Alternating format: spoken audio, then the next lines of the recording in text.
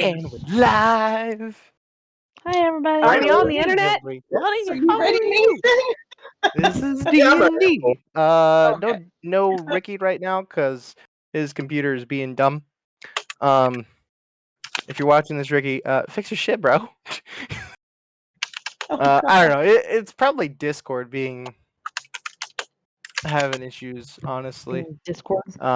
That because Nicole, you had the issue earlier, I was but having it. sorry for not streaming last Tuesday. Somebody decided to get the plague like an idiot. That would be you. I mean, we're not saying names, you Let's know. not say a bicker name. and argue about who killed who. But yeah, we're all alive. I'm alive, so we're here, Sort of. and we are ready to meet with some dragons, yo. But we are minus Ricky because of technical issues. Ye- Well, I mean, with the dragons, yeah, we're still in the messy We're still in step Waterdeep. place. No, we're still in the messy step because Xanray decided to go disappear in the middle of the night. Oh, did that's she? right. Yeah, Xanray went on a mission. Sorry, and I'm wrapping one little thing up real quick, but I'm ready to Okay. go. I think everybody leveled up except probably Ricky will need help when he comes in. If you can It's a rogue. It's not help him. that hard. Yeah, I know. So, I mean, even if you want to just pop onto his thing right now and do it, you have I access. could, Yes. Gretel, in the trip back to Waterdeep, will start kind of feeling itching on her forearm. Okay. When you look down, you take your bracers off and you look at your arms. There is a scale pattern. And remind me quickly what Rue's draconic type is, what her color is. She was steel, I think we decided. Steel. Is that a thing? Yeah. Yeah. We did decide on a steel dragon because it explained her poison. Right. And, the whole offside thing. Sorry. The scale pattern on your arm will match Rue's. It will be steel. Technically, Wow. a result of you being in proximity of Kuth when he died. You are blessed with a draconic gift, scaled toughness. I already added it to your character sheet and put the description in your bio area. Your skin toughens, making you resistant to certain types of physical harm. You gain resistance to non-magical piercing and slashing damage. Holy cow. Wow. Very You get a cool. draconic gift, and you get a draconic gift. Have I gotten one yet? I don't, yeah. I don't think I have. You did. When you defeated the blue dragon, that was part of the assassination attempt on your lives. That buffed your electric attacks, and it changed your Right. resistance from fire to lightning resistance. Right, yes, thank you. I forgot. Things that What's up? change for Ricky. His sneak attack damage now does 7d6. He just needs to get a little set of d6. Like I have. Yeah, he just needs like all the d6s. Yeah. So he can. And then he has Imposter, 13th level. You gain the ability to unerringly mimic another person's speech, writing, and behavior. You must spend at least 3 hours studying these three components of the person's behavior, listening to their speech and examining their handwriting and observing mannerisms. Your ruse is indiscernible to the casual observer. If any wary creature suspects something is amiss, say that 5 times fast, you have advantage on any deception check you make to avoid detection. And that's it. He's leveled up.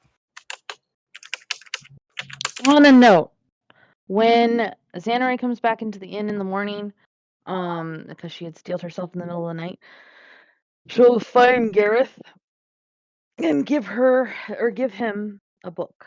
Like, I found you something. Present. I'm just gonna copy what Mason gave me of what it does. Yeah, and we spoke about that offhand, that Xanray would be given another quest from her deity to thwart more cult spies that were in the area, and in doing so, obtain legendary armor that was stolen. And I sent that to you directly, I think, or did I post it in the campaign materials? You sent it to me directly. Oh, okay. So when you do see Xanaray, again, she is sporting a shiny new set of armor. Ow, ow. If you want to pull it up on, I love the Griffin saddlebag. It's on Reddit. It's amazing. I mean, we're not sponsored or anything, but check them out if you do D&D and you need items for campaigns. They're amazing. We're just Sims. But it's Morning Steel half plates. It's legendary armor. This dark armor has been made from morning steel, a metal refined from ore found beneath the battlefields of particularly vicious wars. +1 bonus to AC, resistant to radiant damage. Death transference. Whenever you are subjected to necrotic damage, you can use your reaction to take no damage and instead gain a number of temporary hit points equal to half the necrotic damage dealt. This property of the armor cannot be used again until the next dusk. She also gets spells, bestow curse, divine word, or non-detection. Can only cast each spell once per day. The battlefield remembers, which is my favorite. You can use an action to touch a weapon, piece of armor, or similar object that's seen blood in battle to recreate the effect of the legend lore spell using the touched object as the subject of the effect once a week. And aura, as a bonus action, you can speak the armor's command word to surround yourself with an aura of grim blasphemy. The aura remains for 1 minute or until you are incapacitated or die. For the duration, Celestials have disadvantage on attack rolls against you, and the first time that a Celestial moves within 5 feet of you on its turn or starts its turn there, that creature takes 1d10 necrotic damage. This damage ignores resistance and immunity. In addition, once before the aura ends, if you fail a saving throw against an effect from a Celestial, such as a Solar Slaying Longbow, you can choose to succeed instead. Once the aura ends, it cannot be used again until the next dusk. Very pointy, sort of black metal armor. What's up? Like, I feel like this just reasserts my assumption that Xanaray's like when are we in this Draconic game gonna run across Celestials who have beef with us? If we're on the good side of things, you know? That is just kind of a bigoted thing to say against people of other alignments. Yeah. You know that Xanaray's actual alignment, if I pull it up if you want to see it, is chaotic neutral. So she doesn't. I know. I just like the running gag. I'm sorry. It is. That's why I am enjoying. But just kind of like how her mace was purified by her goddess. This is another kind of similar situation where they took something that was evil and is being repurposed in the fight for good. So maybe you should slow your roll. But it's funny. Judgy Big Judgerton. The rest of the session is not going to help your assumptions. Also, Mr. Judgy McJudgerton comment, my shtick is vicious mockery. Of course I'm Judgy McJudgerton. That's my whole role in this whole party, is to be the bitch. Accurate. I'm role-playing really well. You are. You do really well. So when we left off, you had come back to Altand. Atland? Altand? Whatever. I think it's Altand. Atland. With Mirren Vane in tow and the body of Vina. I think we had kind of gone ahead to Waterdeep, but just to be clear, Xanaray's sort of one-shot that she did occurred before the trip to Waterdeep. And we did the one-shot. She was able to complete it in less than like 4 or 5 hours, kind of in a very funny way, because she totally fucked up and came out on top anyway, which is kind of the ruckus. I was trying to be sneak. It did not work. Oh, she could have gone into a room and freed a bunch of prisoners who would have helped her fight the, 7 or 8 like pretty high level monsters that she had to fight, but she did that first. It was really funny. So she ignored the people that need rescuing to kill a whole bunch of people by herself. Sounds like Xanaray. It really does. Yeah. Okay, I was trying to be sneak and found the spellcaster, and I tried to kill him sneak. I killed his bird, but he set off the alarm. So then everybody was funneled into this tight little room. Yeah, where I just lit everything on fire. At that point. But what happened was Set everything on fire. Of course he did. I really appreciate you upholding our party tradition of failing upwards. We really fuck up appreciate correctly. so she We fuck up correctly. Yes. and she heard like muttered whispers, which was my way of being like, these are prisoners who are talking under their breath. She heard muttered whispers and was like, nah, fuck that door, and went to the next door, and that's where she found the spellcaster. Invisible, by the way. She was invisible the whole time, but because she found the spellcaster, he's like, see invisibility, and found her. But it was a thing. But that was really funny. I don't think I say this enough, but I really adore you, Max. I do too. Like, Xanaray's the best character. She's wonderful.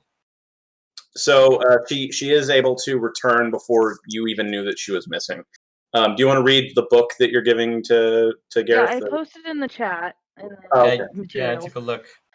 The Malign Articles of Kona. This exotic librum is bound in monstrous hide. It is locked by magic and can be opened only within magical silence. When used in arcane research, this tome provides a +1 bonus to intelligent arcana checks. And you do have a cleric who can cast silence? Okay, cool. So what So- I'm gonna do, everybody's like, I think I'm gonna come in like when everybody's waking up and like getting breakfast or something. And I'm just gonna Okay. come and sit at the table and toss the book in front of Gareth, cast silence, and open it for him. And by the way, she's covered in like blood and gore right now. Oh, Xanaray. Articles of Corona. Destin. He's pretending like he's in silence. What? You could take DM inspiration. That was pretty fucking funny. That was Yeah. pretty fucking funny. That was pretty fucking funny, Destin. Oh my god. That was The actually bonus pretty silence good. over the entire table. Yeah. I mean, yeah, it's like a Okay, 20 yes, range at least or something like that. When she drops silence, if y'all want to role play before heading out to Waterdeep, you can. Yeah, I'll sit there. I'll So take once I've my opened book and all that. And You And once I've say that look Xanaray's at the book. Sorry. Go on. you said that Xanaray is still covered in blood and stuff? Not if she changed armor. I was just kind of poking fun, but maybe like on her face and arms. Max, did you clean up at all? Yeah, I'll have cleaned up a little bit before I came in. Okay, never mind then. Well, still sporting shiny new kind of evil-looking armor. Okay. Axis will like see Xanaray and give her like the up and down and go, fun night? Yeah, I mean it was. I caught Okay. things on fire. You I didn't mean, lose as any long as you limbs got off, this it time. wasn't wasted time, right? No, I'm perfectly fine. Cool. Gretel, what was that? Maybe a little tired. wait, limb check. I I was just commenting that she didn't lose any limbs this time. She'll just put her on her artificial leg on the table. Just put her feet up. Oh, boy. No body parts on the table, Xanaray. We have a workshop for that. You're gonna have to spend 20 minutes reattuning to your leg. Oh, no. No, like I said, she put her feet up. Oh, okay. Oh! I thought you meant unattach your leg I and straight up thought you meant place it on the table. having it on the table too. That's what I did. And So- now is the point where I remember I could totally just talk to you in your mind while we're in that silence. But meh, whatevs. I'm giving y'all. There's a specific reason that will be covered today for why y'all are just like fucking bogged down with magic items and powers and shit. And you don't use any of them. It's great. I love it. So is there a reason why you feel the need to go off by yourself into dangerous situations, Xanaray? You know we're here for you, right? I just mean, don't want to worry you. I can let her do that, but like more specifically, if Max, if you remember, like these are challenges from your deity that you kind of have to complete by yourself. Yeah. I mean, what fun would it be if I made you all come with me against my deity's wishes? Like y'all didn't sign up for that. I mean, sometimes a girl just needs to go have fun by herself. I'm not going to question that decision. I've had some wild nights myself when. Well, that's why so many of us can cast Mage Hand. I think That's why so many of us Resting after the procrastination. first fight. Well, this is something that you have to do between you and your goddess or your god. I didn't, that's your thing. I'm glad you feel comfortable calling us if you get into deep trouble. Gretel and Raziel are the only two who haven't had their own little one-shot fun party yet. But I don't really know how to make that happen unless for That's Ricky. not necessary. That's totally fine. Gretel doesn't need to go off by herself. She's fine having all of her body parts intact. Not that I wouldn't no, don't mistake me. I would love to have a one shot with Mason, but Gretel would be like, dude, Gretel is completely fine being having the ruckus around her at all times. What if Rue asked you to go by yourself? Oh, she would 100 if Rue of course. That might be my. Yeah. If Rue knew something needed to be handled, she would follow Rue anywhere. Hey, yeah, at least of course. Gareth came back with all of his limbs, and absolutely nothing wrong happened to him. He's perfectly fine. Oh yeah, like my one shot wasn't emotionally traumatic at all. Okay, but did you catch Gareth's joke? Because he's insane now. It's great. No, I missed it. Insane. I heard him, but I think I might have missed the joke. Well, because he's insane now. He has a Oh permanent. right, he is insane now. He is No, insane now. perfectly fine. Everything's fine. 1,000 lifetimes running through his head now, a million lifetimes or whatever. Infinite number of lifetimes. That. Poor Then I'll guy. just look at Gareth and be like, "Did you like the book?" I love the book. I always love books. I appreciate it. I appreciate you coming back, but I appreciate you coming back with a book even more. I saw it and I just thought of you. No, See, I told you she would warm up to us. Yeah. I also love that nobody has asked Gareth who he's talking to yet. Are you all right, I Yes. mean, Who are you I mean, talking to? Yes, I'm let's fine. be honest. We're like all mentally ill. I don't think any of us In one like, way or another, we have a are. right to ask. Xanor just kind of eye you warily. Why do you keep talking to yourself? I'm not. Yeah, you are. You keep talking to a second person who's not next to you. Listen, you're all just being a little weird right now. Let's just get, Oh, okay. That's an interesting opinion. What do they think about it? I mean, they agree, obviously, but why Oh, God. wouldn't he agree with me? Who is he? Vina, of course. Oh, Yeah, I'm an asshole. I'm fine with that. Mason, assholes are like Mary Poppins compared to whatever the fuck you are. I feel like it provided the perfect opportunity because I was rolling tables on the thing, and the one that I got that made the most sense was that there is he has a special friend that only he can see that he trusts implicitly, and he won't trust anybody else unless they agree with a special friend. So you literally can't talk him out of being insane, right? Okay, Axis will just kind of nod and look to everybody else and be like, well, I respect Vina's opinion as like a subversive way to say, let's just roll with this. Like, we're not going to get rid of this quickly. Like, Gretel has a huge smile on her face, and she reaches across the table to Gareth and just says, well, tell Vina that I just totally agree and give him my love, of course. It's totally fine. He can hear you. Yeah, he's right there, Gretel. He's right there. Right there, Gretel. Don't be rude. It's rude not to talk to him directly.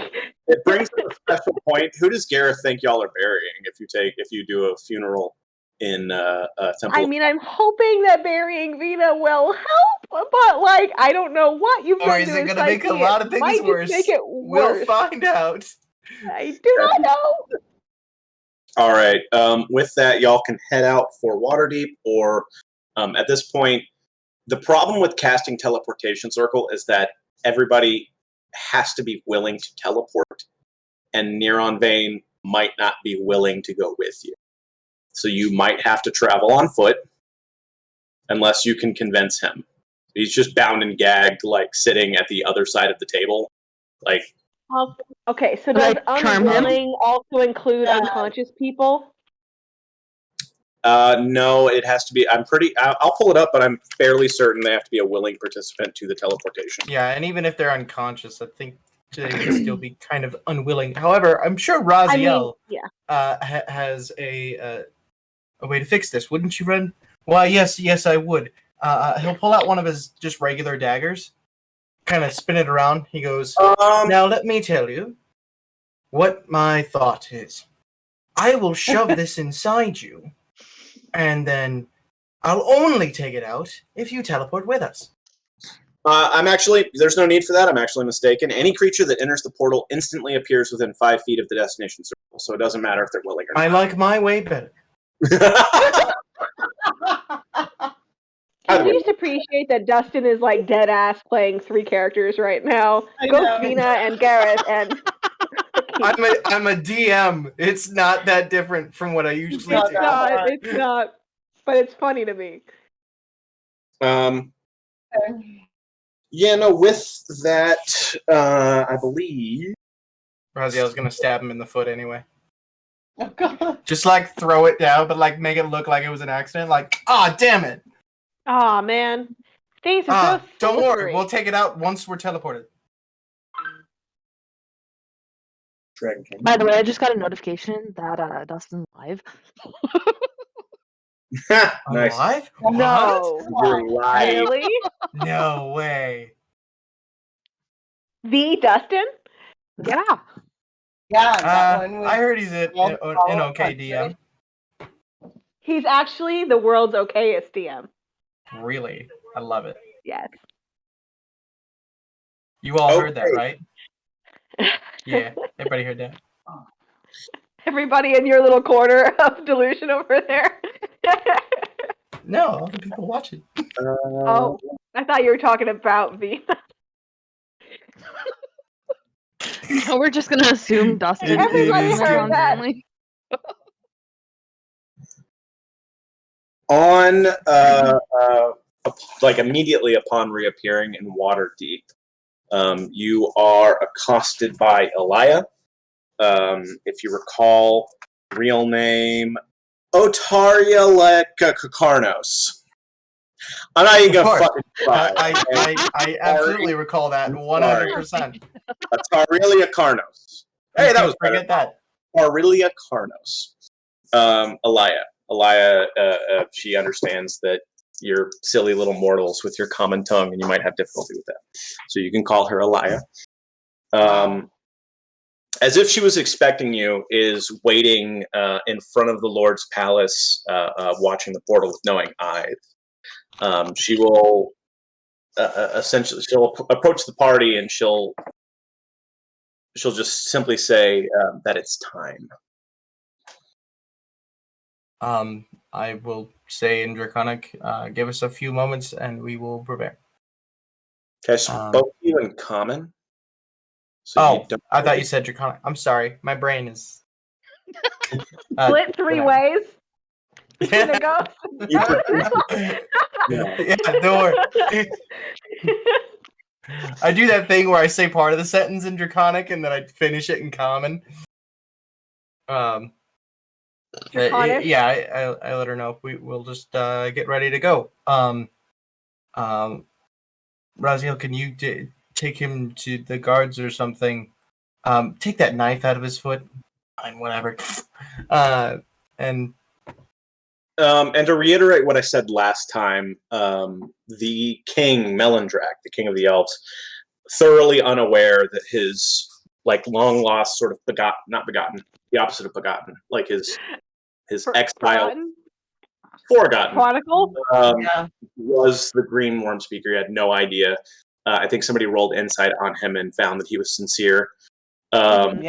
And he will be dealt with by the elves. They're going to hold him on trial and they're going to execute him. Good. You can also take the time to find, there is indeed a temple to Bahamut, as there is a temple to most of the neutral and good aligned gods in Waterdeep. So if that is where you want to bury him, I guess you can roleplay that out now. Well, we probably had a we teleported here. Yeah, go ahead. Question. What's the question? since I just got regenerate, would regenerate help at all with Gareth's current mental state? I don't know if it affects brain and mental health the same way it does like limb and extremity health. I'll check. Yeah. Or if it could be allowed to be used for that way in this instance, so he doesn't have to talk to a dead person for the rest of the campaign. But that would be so I fun. have a fixed action for that, but it will be up to Dustin to accept it or not. Regenerate does not work like that, sadly. Okay, just thought I'd ask. Yeah. So, I mean, Vena's currently in the bag of holding. Is there something along the lines of shoot? What's that spell that keeps like a dead body from like decaying? Gentle repose. Yeah, can you cast that at higher levels so that it lasts longer? You can. It lasts like a couple of days.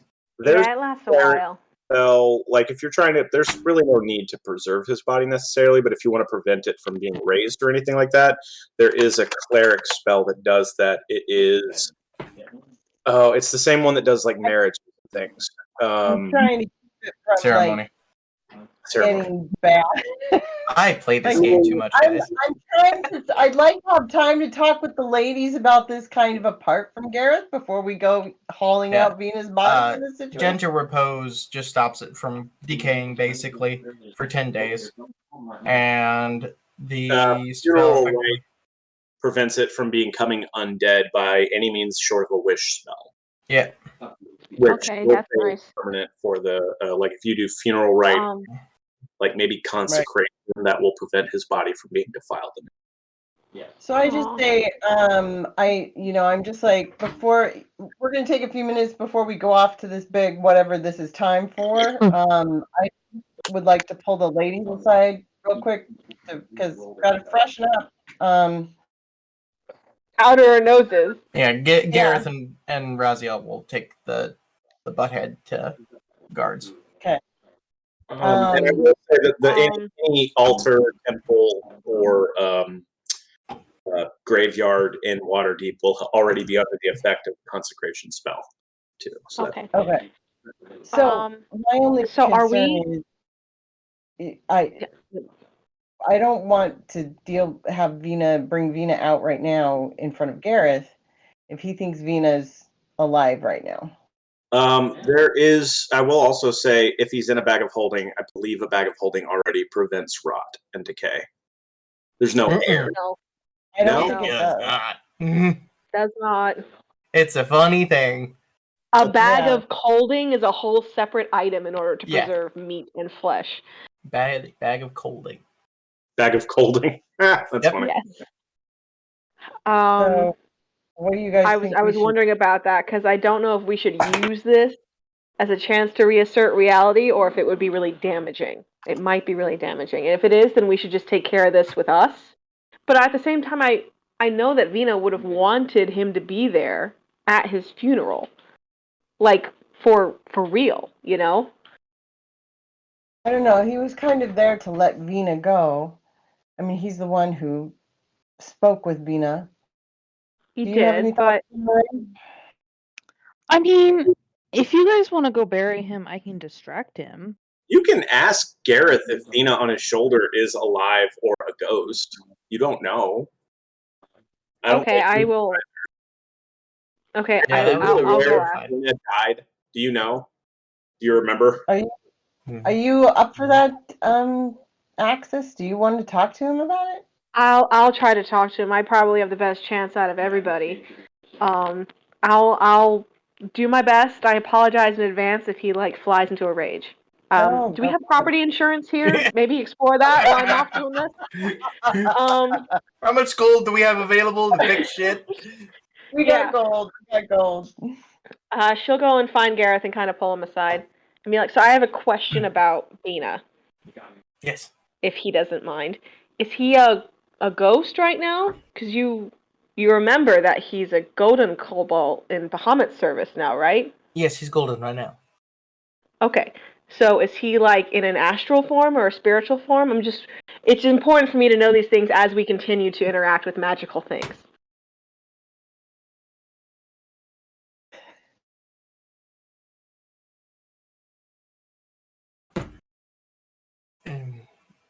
I'm not Was that a sure question for exactly. me? Am I being quiet? Sorry. Well, I You're was. fine. I realize what you're asking. I'm aware Vina has passed. Okay. If you're aware of that, we were thinking about putting his mortal body to rest at the temple for Bahamut locally. Would you like to attend with us? I think that's a wonderful idea.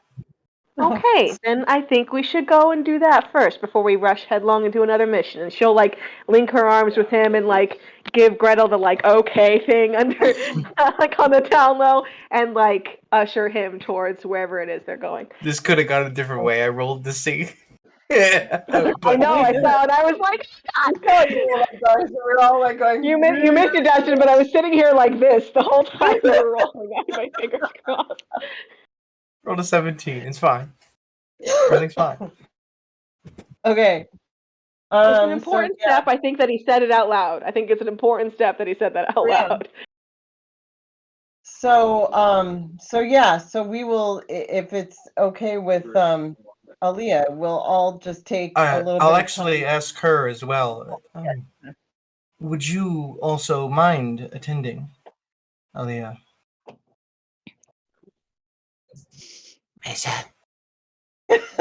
Sorry. I'm prepping still, kind of. You're fine. Would you Dragon mind, Lady. Aliyah, you're asking her if she'll attend the funeral of a kobold? If he was a friend to you, he is a friend to me. He was one of the best. And now he's a golden cobalt in Bahamut service, so we want to properly honor that. That as well. Yeah. All right. Thank you. Gretel, if you would mind. So I go ahead and wherever the bag of holding is, go ahead and get Venus. You usually have it, so. Xanary's gonna. Sorry. Xanary's gonna take a piece of golden, like, necklace out and ask you to pay tributes, but she will say that she doesn't want to be there for this. Okay. So. Okay. We take He'll that. walk. Gareth will walk up will real take quick the tribute. and just kind of put his hand on your shoulder, Xanary, and just say, "He understands. It's okay." Thank you, Gareth, and thank you, Vina.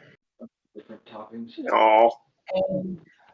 It's so really Vina's still wrapped in Gretel's green cape of the 73rd, and she goes ahead and gives you, Gareth, the little body. All right. I will carry him to the temple.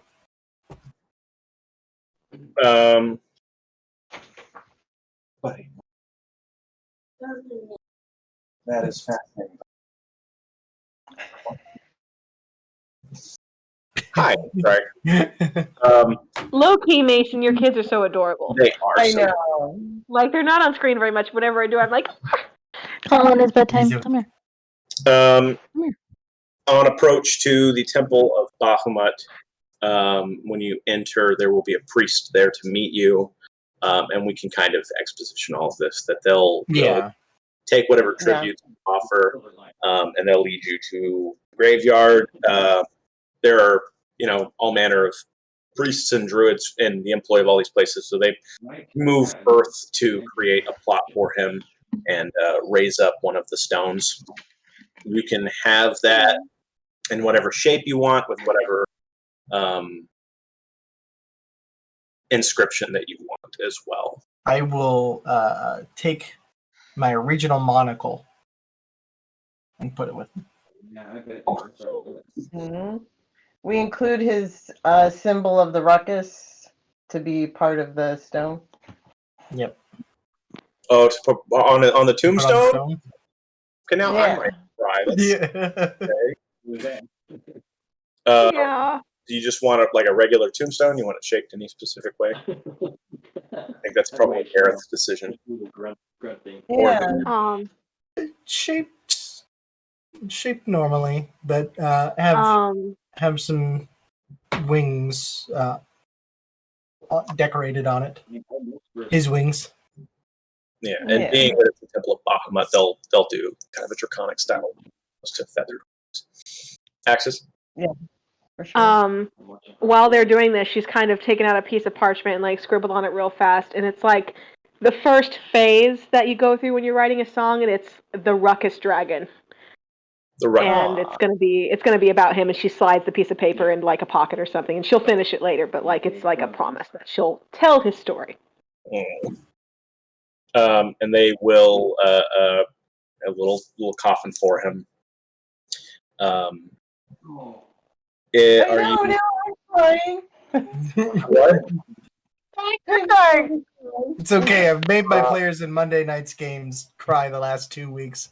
So Fuck are you? you! I'm gonna take it out of your hide today. Are you taking off the wrapping, or are you leaving the wrapping like a funeral thing? Yeah, leaving that. Okay. They'll seal up the coffin and they'll sort of move the dirt back over it, and in its place, golden roses will sort of grow over the mound. And it's your time now to say anything that you would like to say. The priest will tell you. Oh, they're on my body. Aww. You want us to talk?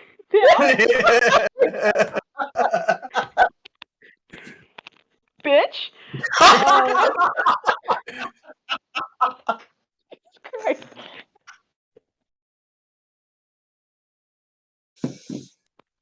I don't know. Gareth, go first. He earned his place. And he stands highest among all kobolds.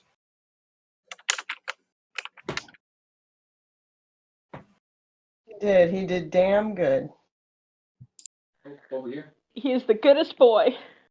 I'm so glad I didn't kill him.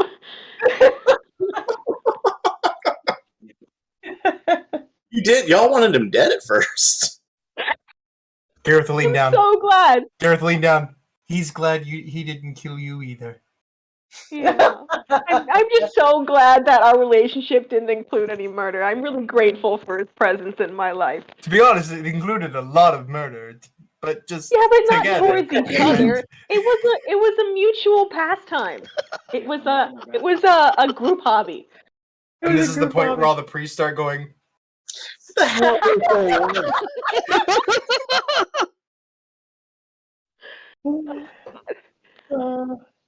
the best I got when I'm in this state. Thanks for everything, Vina. And she kind of looks over at your shoulder, Gareth. For all you know, his ghost really is there talking. Yeah. Honestly, with everything we've been through in this game, Axis is just going to choose to believe it. It's less stressful that way. Less stressful that way. And Gareth will do a respectful salute and take Axis and walk away. Gretel's really pleased with how it looks and that the roses appeared, and she kind of goes down on one knee and then gets up and walks away. Was there any inscription on the tombstone? The goodest no. The Ruckus Dragon. I really liked that, the Ruckus Dragon. Ruckus Dragon. The Ruckus Dragon. And Vina. The Ruckus Dragon, Vina. The only dragon with a sensible name. The only one.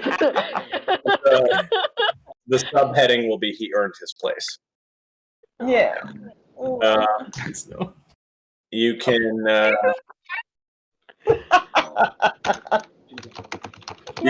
Guys. You can link back up with Xanare back outside of the temple. Xanare, are you crying? I feel like you probably cried. Yeah, she's upset. No, baby. Well, she sees us. As soon as she sees you, she just like wipes the tears away and like runs away. Or Axis will like walk to her and be like, "It's so beautiful," and like wrap her in like unwilling hug and like just cry into her shoulder. Tiefling tears flow. Xanare will squeeze you Tiefling back tears. and stifle Yeah, a like cry. Gretel's face is all splotchy, like typical human crying. Yeah, nobody in this party is a pretty crier. No one. Not a single person. Not even me.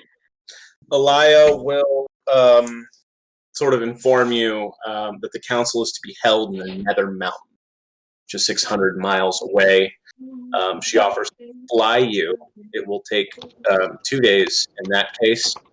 However, you need to be ready to leave within the next 2 hours. So if there's any business that you have in Waterdeep, anything you need to sell, anything you need to buy, now is the time to do it and meet back here in 2 hours.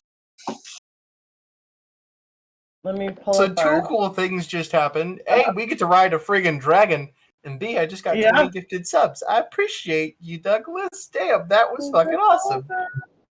Thank you, Douglas. That's amazing. And then, yeah, so, What have we got? I don't know. Do we need more health potions? We were They're pretty not rough Douglas, a while not ago. Douglas. Douglas was one of the recipients. Anonymous. I think we can just refill Anonymous. our wineskins. Thank you, Anonymous. You are Thank you, Anna. always able to refill your wineskins back at the Lord's Palace. 4 uses of superior healing potions each time. Okay. We'll do that. We'll re-up on health potions. We've got a lot of gems. We've got some silk robes worth 350 gold. They're magical though, it says. Yeah, can we just like submit our valuables to a bank and like have them appraised and stuff later? I have the cost. Sorry? I was just saying I have the cost if you guys want me to just convert them. You could just convert them and then split it up and just let everybody know. And we'll do that while we're doing the part of the trip. With that, if there are any items, I know, Xanare, your mithril armor, that's no longer anything to you. I don't know if there's anything else that you gotta have to sell. I do have my list up, so if anybody's got anything that they want to get rid of, just let me know, and I'll tell you what the cost Get is. rid of my mithril armor. Myth. Oh, I just do this. Hold on. What? How's that not a thing? I'll just count that as like +2 armor or something like that. Well, here it is. The mithril price, that will be 600 gold back to you. Okay. With your, you sort of get a 20% uptick when you sell and a 20% downtick when you buy. With your status in Waterdeep. So there's that. I lost my train of thought. What was I saying? Fuck! Anything else? Anybody? I don't. Quick question. I don't think so. I go have ahead. these 7 silk robes from Diderus's library listed as magical. Does that make sense or no? I don't think so. I think the container that they were in was magic and prevented them from running. Cool. So I have, between things that aren't really magical and gems that nobody specifically wanted, and coin from the forest, Kuth's lair, and Diderus's library, we have about 5,068 gold to distribute between us. Jesus. I'm sorry, what was that number again? 5,068 gold. But not each. You gotta divide that up. No, split up. Yeah. Oh, pish. Only 1,000 gold. Only. Just throw it in the party funds. I can't math. Yeah, throw it in the party funds. I've got plenty of my own funds. It's like 1,013 each person. Yeah, you just put it in your. If anybody wants Party fund? specific Or does magic. anyone want their share of that? The party funds / Gareth's property insurance. Okay, I'll stick it into party funds. Okay, cool. If that is all the preparation that y'all need, you can follow Elia out of town. It's not going to turn into her true form in the middle of the street. That's dangerous. That'd be fun, though. What it is. She will sort of, kind of crick her neck tell you to wait. She'll move a few paces back and transform into a absolutely monstrous ancient silver dragon. She'll sort of hold her head up, kind of almost haughty, and let out like a roar and a. It's not quite a saddle, this kind of giant. Think like Appa's back in Avatar. Oh yeah, yeah. Giant, like riding platform will appear on her back, and she'll crane her wing down to allow you to climb up into that platform. Axis is introduced for the first time to the feeling of wing insecurity, and she kind of tucks them. Don't worry, yours are just as beautiful. It's a They get the job done. They get us where we need to go. It's not the size of the wings; And it's to the motion of the mouth. wind. How you use them. Sorry, I'm done. I'm kidding. No, it's a 2-day trip. She does not need rest. However, you all will. She's pretty silent for the most part. Can the cottage fit? No, absolutely. Damn. Just ride on the back of a dragon in a house. I mean, come on, that would have been really fun. That You would've could. been It's your fun as game, hell. Mason. You can do whatever you want. Okay. Maybe if you cast Enlarge on her, but once that wears off, the cottage will fall. Yeah, that only lasts a minute, so let's not do that. Minute. It'd be a really cool minute. Yeah, I have an potion of enlarged growth ancient dragon. Jesus. Kind of 2 days of playing 20 questions and spend the bottle and mash and all the other little fun games that you learn in school. On your last approach, at that point, she'll sort of mentally address you all. You will just hear Alaya's voice in your head, and her like how she sounds when she's human, and she'll essentially kind of warn you in how you hold yourselves and carry yourselves and conduct yourselves in the presence of dragons, particularly good aligned dragons, but dragons in general.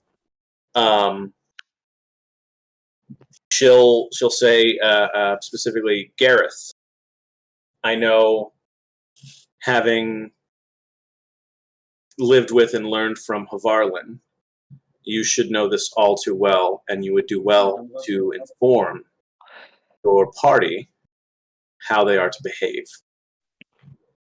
Yes, of course. He specifically looks at Raziel. Pay attention. And he'll basically go through the class. Essentially, prepare a gift for the dragons because they like gifts. I mean, they're dragons.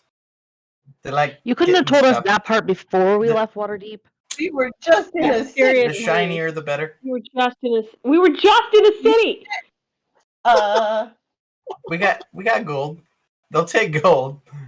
Good enough. Particularly if we give them a piece of Tiamat's hoard, or what was supposed to go to her, which is like Everything a good chunk of our gold is from that. So that'll. Oh, when I sent you that, I was referring to the hoard at the Well of Dragons. So victory. Oh. Well. For future, promising them future. Promising them a piece of Tiamat's hoard. Gotcha. Yes. That I am okay with giving to the council. If everyone else is okay with that. I mean, we didn't shop. We have gold. DM knowledge. You might not want to promise them too much because a lot of that money is stolen from the citizens of Faerun, and so the other, like the human council, will want to divide that up as well. That's definitely something to be taken into account. If we can promise them if they know of things that has been stolen specifically from them, we can look for those things. If we can find anything that we can specifically prove was stolen from them. For sure, we can get that back to them. Be as respectful as you can. Try to avoid jokes, avoid sarcasm. The gold dragons just don't get. It goes right over their heads every time.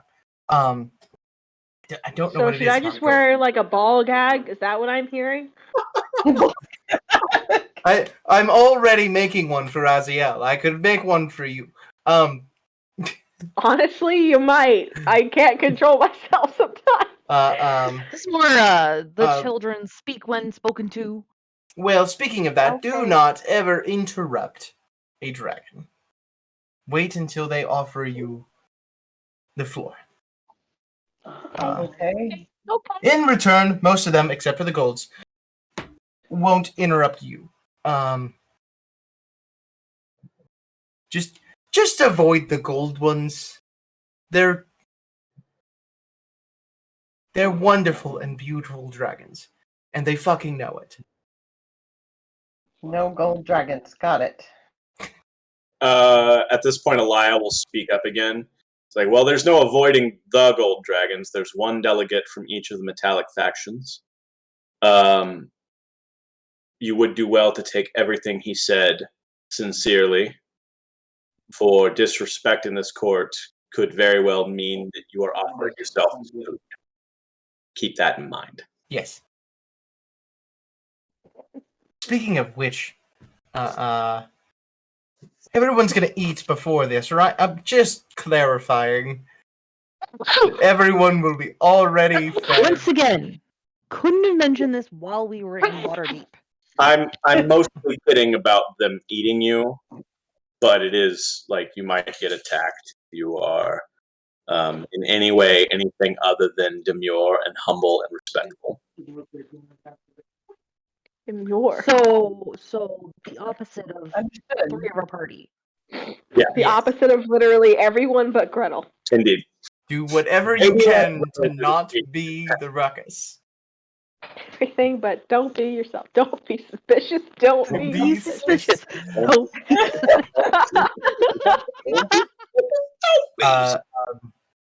I will say to them, now, this is all just in front of the dragons. Everyone, who you are is beautiful and wonderful, and I love you all. But please, I know Gretel is usually the voice of reason when one pipes up, but I'd really not piss them off. So what you're saying is we should all embrace our inner Gretel. Yes, everyone just act like Gretel and we'll be fine. Oh God. Okay, so It's a just funny to thing. know Real quick, Raziel would just, in Gretel's voice, yeah, I can do that. God. He's been with her for months and months. He just got her down. Yeah. Yeah.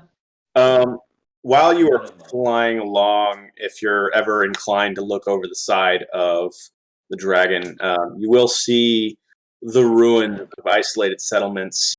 Some of them still smoke, kind of hanging on the horizon. You just get the sense that these are places that have been ravaged by the cult. Everything else in Faerun, sort of kind of crumbling to the ground at the moment. After, like I said, kind of on your final approach, you'll see the mountain range that is the Nether Mountains. The highest peak, even from this distance, you can make out the glittering forms of other humongous, gigantic dragons. One gold, one brass, one bronze, and one copper, sort of just awaiting Elia's arrival. In fact, there's a hole for her in between the brass and gold dragon. She'll swoop down in front of them, sort of give over to the left side to let you disembark and arrange yourselves, and take her place at the side of the gold dragon. And I'll go ahead and move you Uh, to this special council meeting. As What's we're up? all kind of walking up, Gareth will just be like, "Wow, this is like the opposite of Mount Doom. This is wonderful. I have no idea what Mount Doom is. Please don't ask. Let's go." So I have a little question. Is there like a platform somewhere we're supposed to give our gifts, or do we have to walk up to each one and give gifts? I don't worry about that. Like at first, that's not something you should kind of proffer before the meeting. Each dragon will take their turn, and like you'll get the opportunity to sort of placate each one of them. Okay. At which point, yeah, you would offer it at the feet of that dragon. Gretel's like Okay. giving the vibe that we shouldn't like initiate anything. That's probably the best. They're just gonna stay quiet. Oh yeah, Axis is gonna stay silent until she's called upon to speak, and then I might be able to use persuasion or performance to pull off an introduction, but that's like all I'm gonna try to do. As you land, Gareth, you will receive the names of each of these dragons without the usual sort of like underlying edge, like anger or rancor that you normally get when you're facing off with chromatic dragons. This is more like kindly and respectful in the voice of Marlin. The gold dragon is Protanther. The brass dragon is Iluthra. Bronze dragon is Nimor. And the copper dragon is Tasmikella. Which just sounds very white coming out of my mouth. Hold on. I like Wait. that name though. When he Tasmikella. says the gold dragon, does he get like a sense of like annoyance? Probably. Like, and there's this guy. This guy's the bigot. This guy fucking hates all of you already. No. Silvers and golds usually don't get along. Again, DM knowledge. He's actually known among the dragons as the King of Justice, and he is the leader, the de facto leader of gold dragons on the material plane. He'll be first to address the ruckus. He'll sort of welcome you to this council. Thank you for coming, which is kind of odd for a dragon to say. And he'll go down the line and introduce them, and I'll highlight them this time when I say their names. This is Tasmikella, Alaya, or her draconic name, Otarilia Karnos. Oh my god. That name. Sorry. I believe so. This one is the gold dragon is Protanther. Just to say it again, I might want to write these down. I'm hoping Gretel will do that. Yeah. The bronze dragon is Nimur, and the copper dragon is Tasmikella. Okay.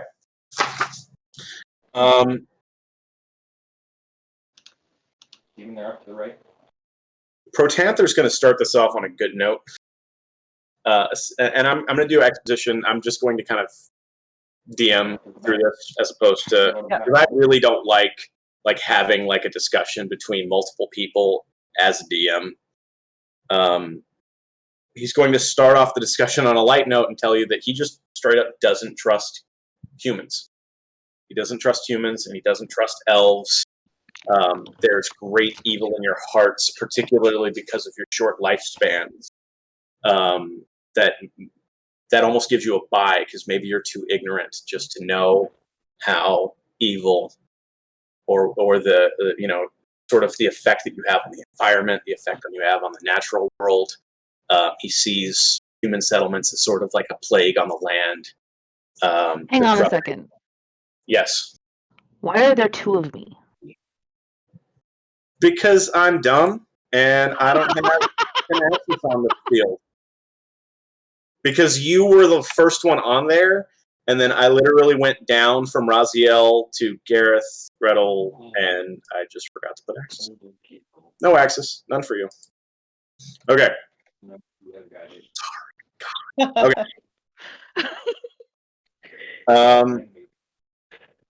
The one thing that he says is sort of the solace of humankind is that their evil is typically directed at one another.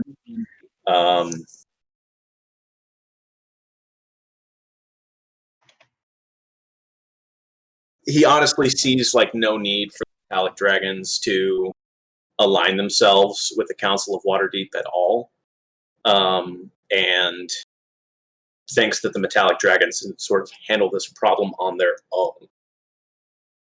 But that is not the will of Bahamut, and that is why you've been called here.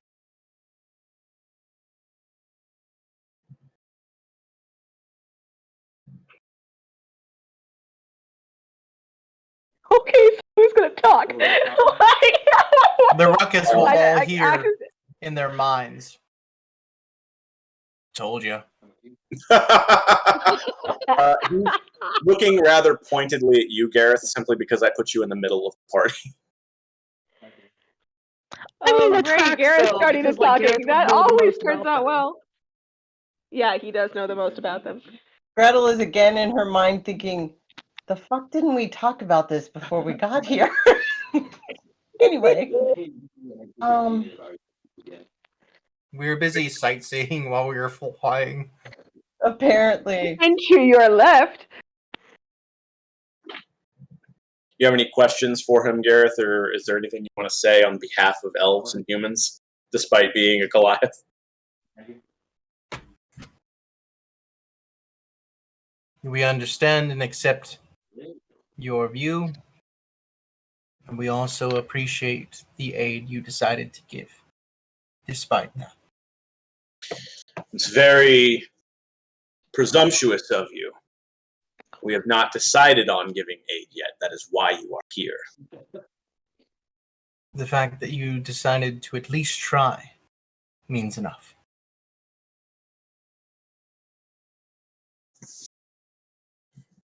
And what concessions have the humans prepared? What can you offer a dragon? This is not about gifts right now. I'll go ahead and give you that little tidbit. No, I know, but like, I feel like I was really woefully unprepared for this meeting. I have no idea what this is about, really. It's all right. As usual, Good we life. didn't even ask. Like, I have no idea what the humans' concessions are. We offer the aid in keeping Tiamat where she words In the Word where salad. she's supposed to be, where she's in the meant night to stay. in the night house?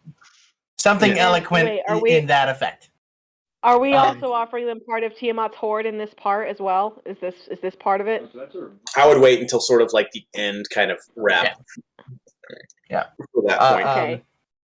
Simply say that we will be aiding in defeating Tiamat and keeping her in her prison. So I We have suppose already done Then I'll so. kind of whisper, like, with or without your help. We've already Just, done like, so not- by defeating. Like, very under her breath. Roll sleight of hand. I'm panicking over here. We've already done so by defeating many of her generals, including many of your chromatic cousins. I suppose you feel it is not that we have not the ability. The combined might of the metallic dragons is not enough. That we need the aid of lesser being. Not so much that you need it, but you would know best on how to use it. We know of your exploits, small one. We know you failed in procuring the Black Dragon mask. We played or watched yesterday. But we also As you are succeeded. aware, we are not as wise as you. We are ignorant of such things. Once we knew that we needed to acquire these things, we were looking for them. Ever watch? Yeah. You ever watch The Dark Crystal?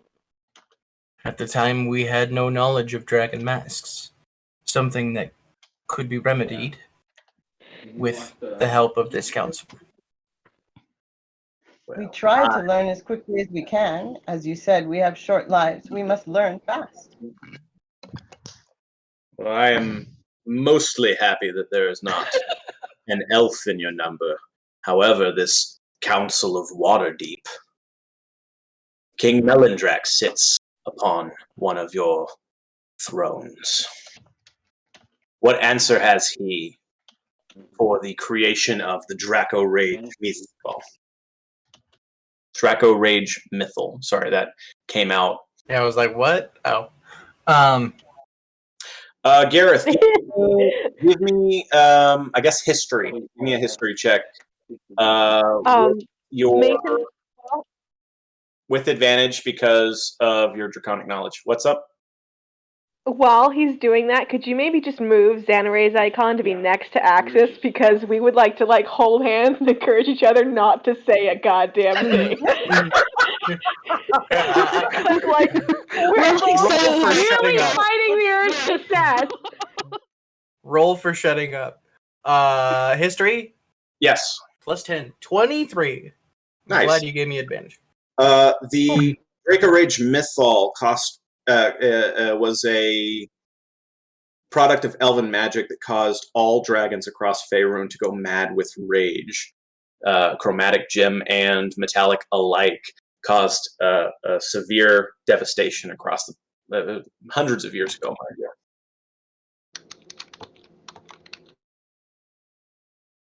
We were not currently with the council at that time. I have no idea what the purpose was behind that, but I can say, had the ruckus been available, we would have been able to at least try and stop it. I actually like this map. The past is the past. Danny and I were fucking kicking ass. What we demand from Melindrak is reparations and a formal apology for this heinous act. Eventually, yeah. I believe that's something we can procure. Shh. Why are you two typing back and forth? That was me. That was me typing. Everything that they want to say. I have no idea how much you're struggling. We hate these kinds of assholes.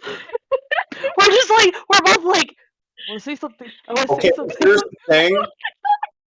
He's better than you, and he knows it.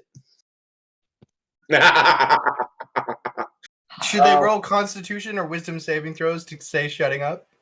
Gretel literally gives them the look of death. That's why we're holding hands. We're just like, Oh, nope. the mom look. Shit. We're At- doing our best. At Gareth's promise to sort of wring an apology out of King Melindrak,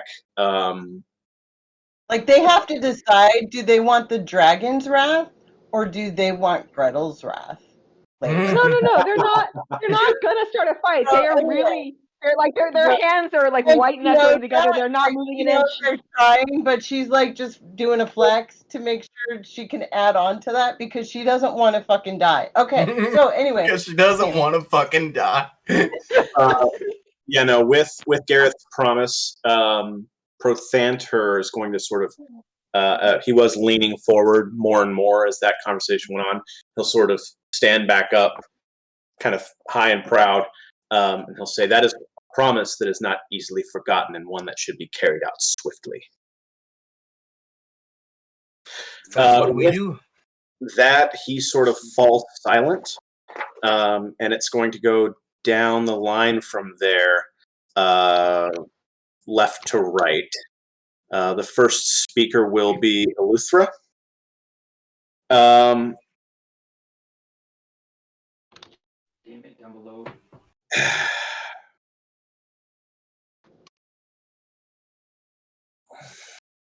Nice.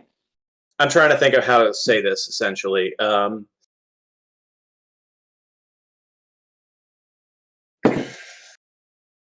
He's going to sort of almost not reprimand, but discount what Prothanter was saying.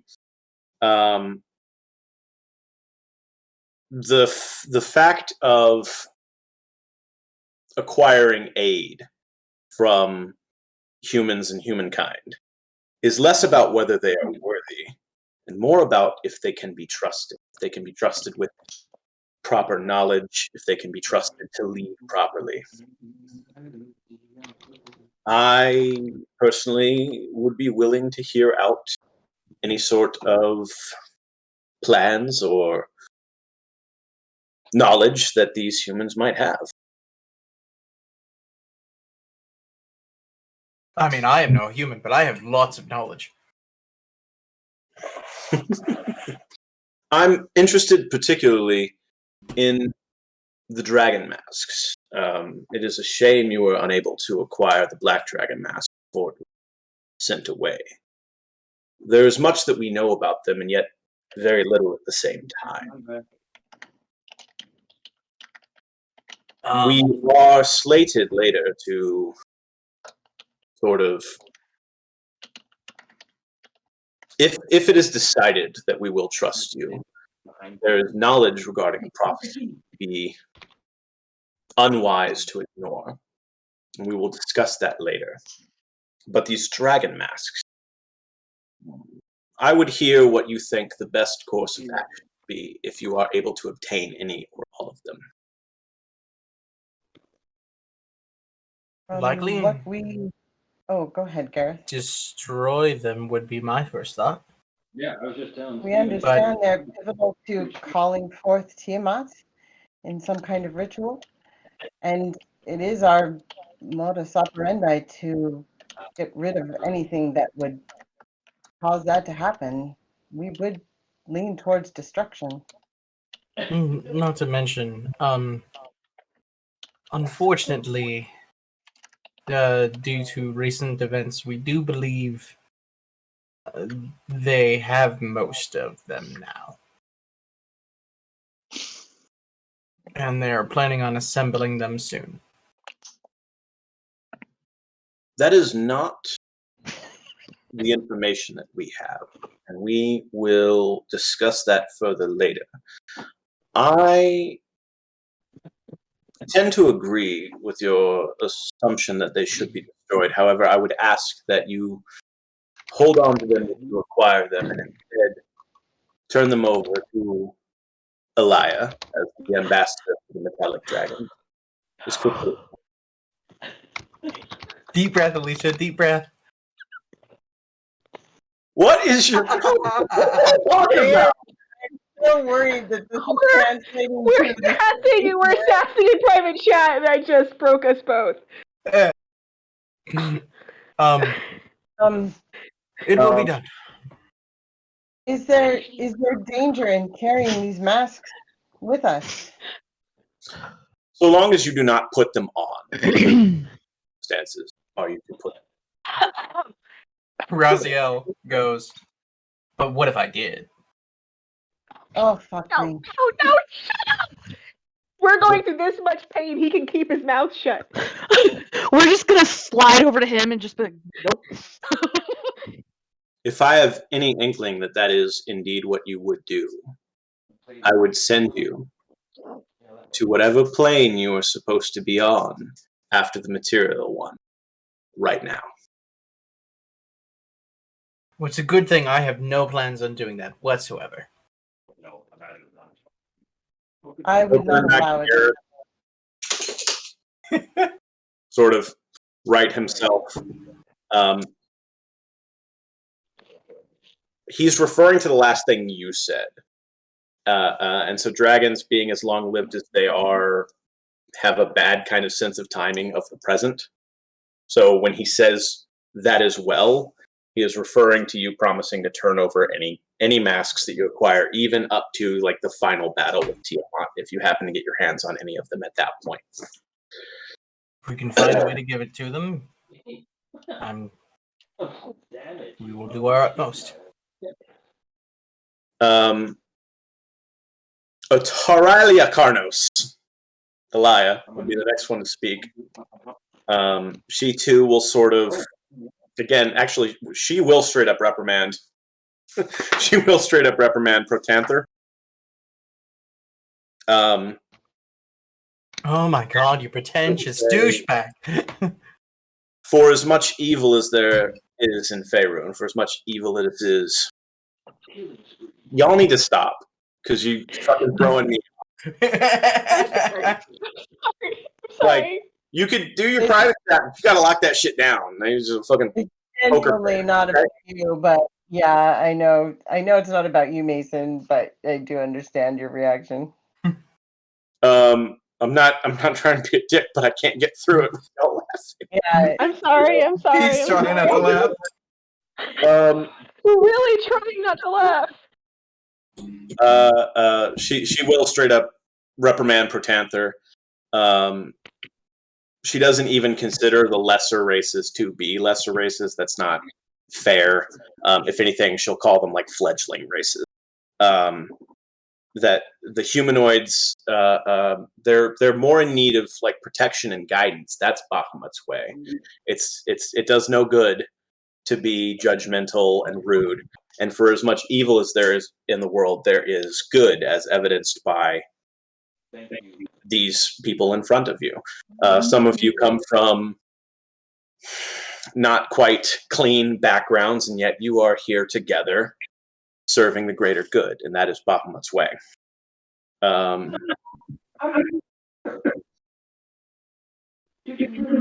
that being said, and she is sort of aware of this kind of bigotry in her own heart, but there is a specific reason for it.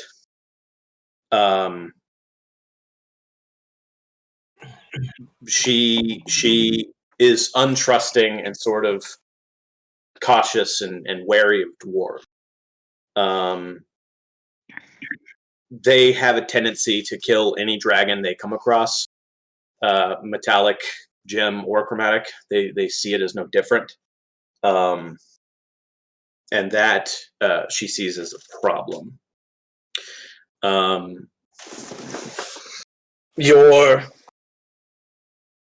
ambassador Brawn Anvil, in particular, wears the skin of a slain silver dragon. I would have those remains returned and given a proper burial.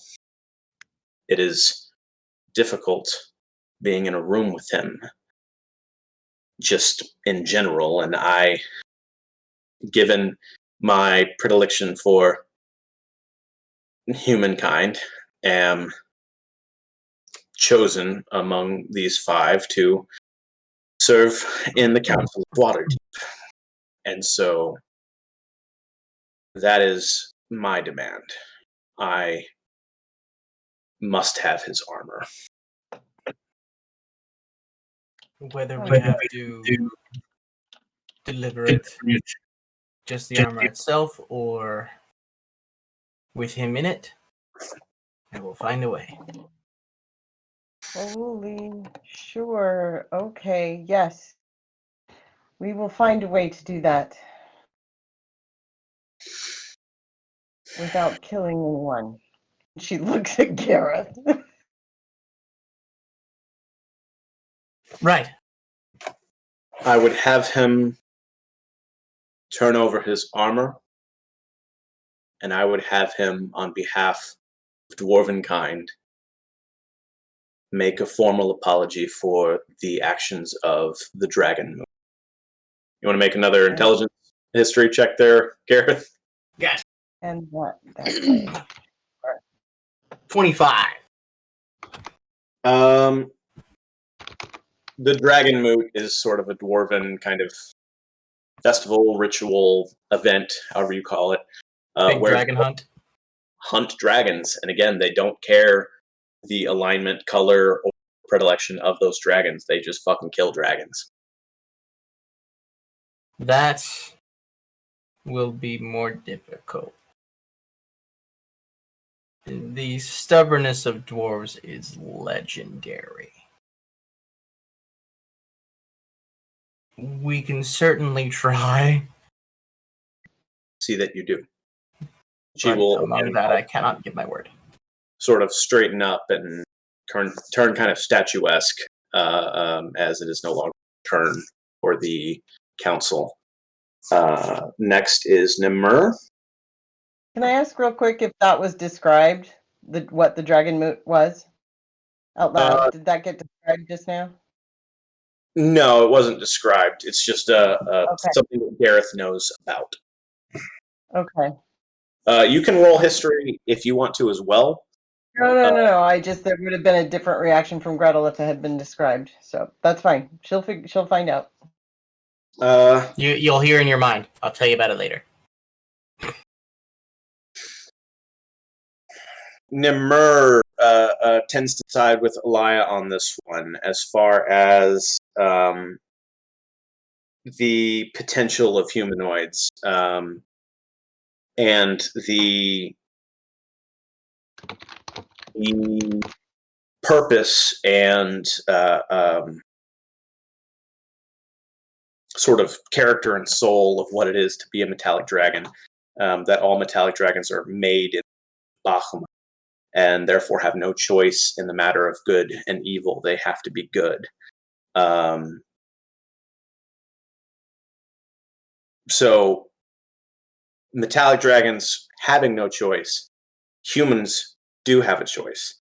And so when humans choose to turn away from evil and villainy, he sees that as sort of divine and worthy of respect and admiration.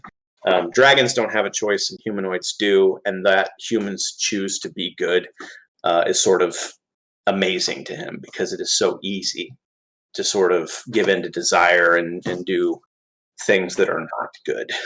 That was very silly sounding, sorry. Get what you mean now. Great. Get what you mean. I loved it. Yeah, that was really cool, actually. What's better, to be born good or choose to be good? Yeah. Axis. He's going to address you in particular, and he'll hearken you back. He'll have you sort of remember an event that transpired early in the campaign where you tainted an act that should have been good, where you dealt with the governor of a town who was very evil. Oh. But Nimur heard the way in which you dealt with him. It would have done well to simply even kill this man and take what he had and gave it back, as you did. But you did not do that. You humiliated him, and you left him to die in a rather horrific way rather than an honorable execution.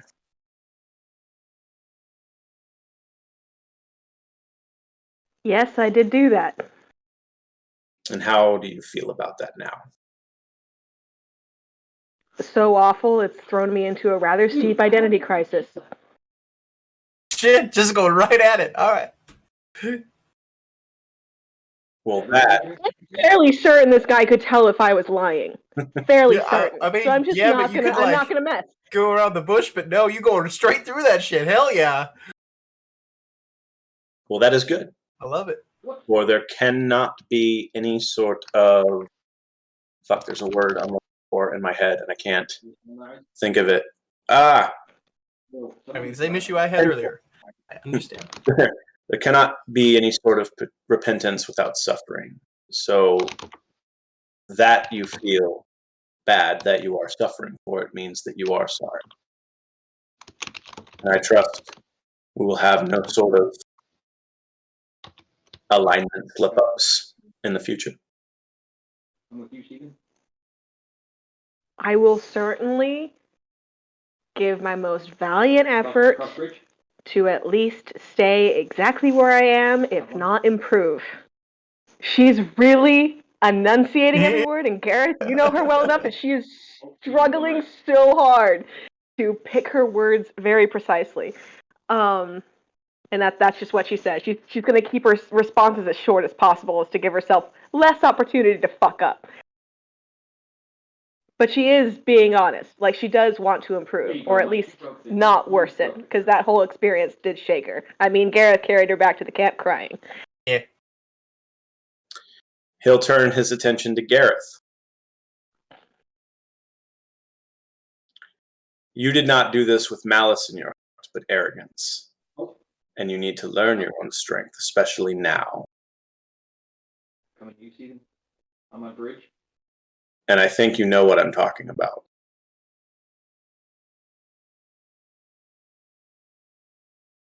I'm not the man I was when that transpired. Many things have shaped who I am today. Many people have shaped who I am today. And where I stand now, and who I am, I would not change a thing. He will turn his attention to Gretel next. And he will say, you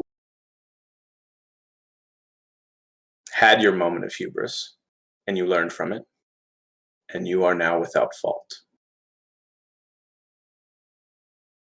But I would not let your friends' pasts and current behaviors further color your person.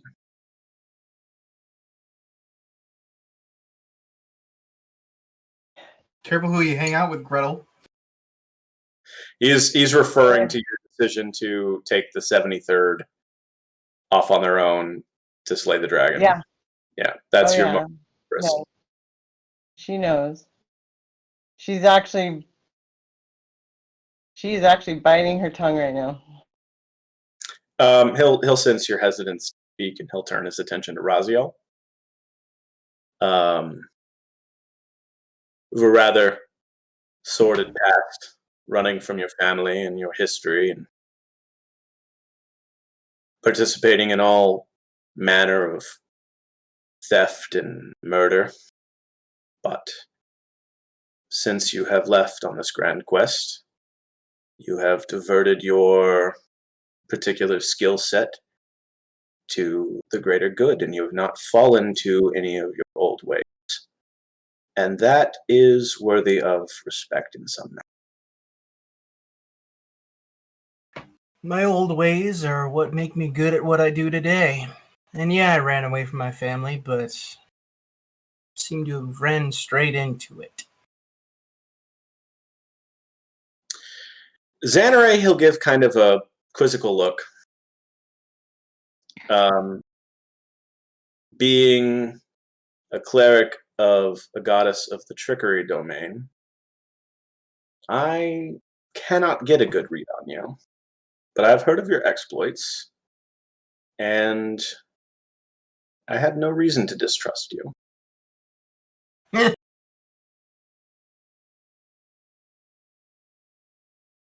She's gonna be super hesitant to talk. Trying really hard not to say something snarky.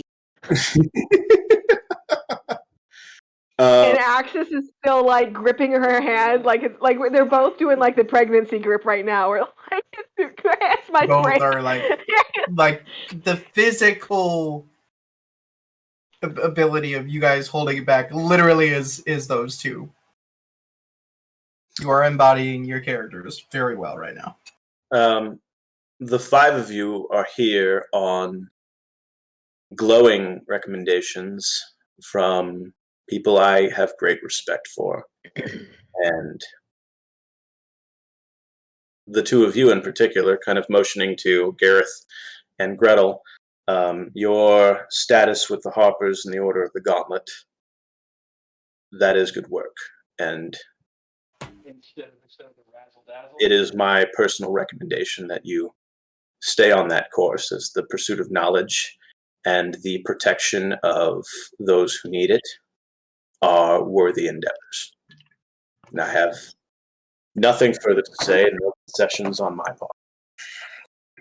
As long as there are books to be found and read, I will look. He'll sort of straighten up and stiffen, and it is finally Taz McKella's intent. And the very first thing she will do, who has the bag of holding? Gretel. I think Xanare does, doesn't she? Oh. Does she? Xanare has a new bag of holding that is her personal one now. Something she acquired on her little side Yeah, adventure. I think we gave the gold one to Gretel to hold. So because she I has to want to carry know stuff. currently where the staff of Magnus is. If it's in the bag of, if I have the bag of holding, then I have it. And Xanare, are you wearing the wizard hat that y'all found? Okay. I have no doubt that you acquired it by conquest of my chromatic. But you have two items in your possession that were stolen from my hoard by ruffians, rapscallions, ne'er-do-well, and I would have them returned. That and that hat up in your head. They are ancient relics of a dear friend of mine, and I would have them. Hold on 1 second. Shit, fuck. You know, Magnus, I would love to have a conversation with you. There was many things I would like to ask you. Right, sorry. Xanare, still holding Axis's hand, will grab her and like slowly place the hat on the ground in front of her, and then sit back. Yeah, unless anybody stops Gretel, she is rummaging, which is what you have to do with a bag of holding for the staff. Then you got to move 70 feet to drop the hat at her feet. You gonna drag Axis with you the whole way? No, she's just gonna step like 5 feet forward and drag Axis with her because she's not letting go of Axis's hand. Yeah, I will tell you, DM knowledge, if you don't drop it at her feet and like expect her to move to come get them, that's not gonna go over well. Okay, then yes, she's gonna drag Axis along with her, assuming Axis will go. And Gretel, you're returning the staff as well. Like I glance. I mean, yeah, I'm gonna pull the staff of Magnus out and walk over, not looking up at the dragon. Like I'm gonna try and be real respectful, and assume I was told I could approach, or that Gareth told me how to approach a dragon. Yeah. And yeah, just put it at their feet. As y'all back away and like take your positions back in the sort of lineup over here, Taz McKell is going to like lean down with her snout and touch the items, and they will sort of vanish.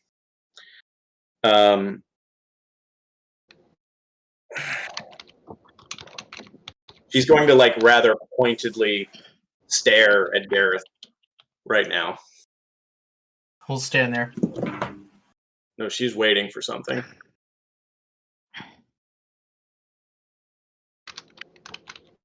For I guess roll insight again with advantage because you're dealing with the dragon.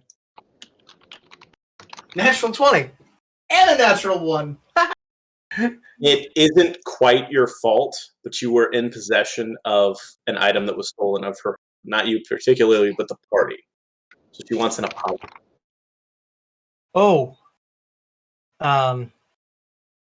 The ones who stole this have been dealt with the utmost. What's the word? Extreme prejudice. Yeah, the utmost extreme prejudice. Had we known who owned these sooner, we would have been happy to bring them directly to you. I am happy that your items are back in your possession. I feel like that is not something you have the capacity to know. You found them in a dragon horde. A dragon horde that is being gathered by numerous cultists, and you've certainly slain a fair share, but you cannot know for sure that the individuals who stole these items from me were dealt with. So do not overstate anything. I apologize for my over-assumption. I'm of a mind that Protanther is probably correct. That us metallic dragons could muster our full strength and deal with this situation ourselves. But I'm not so sure that we would succeed.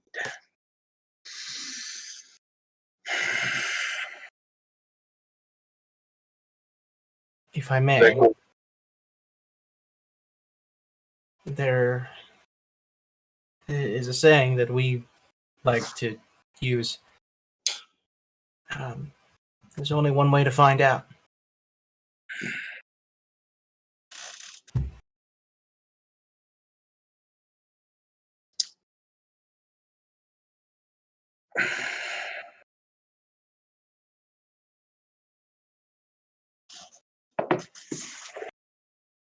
My bigger issue with allowing the humans to ally with us is that history tells us that humans have a tendency for betrayal. I think the Draco Rage mythal is a very strong indicator. And an apology on that front, as you have promised, would go a long way. But I'm not convinced. I'm not convinced. I'm not convinced that this would be a fortuitous partnership.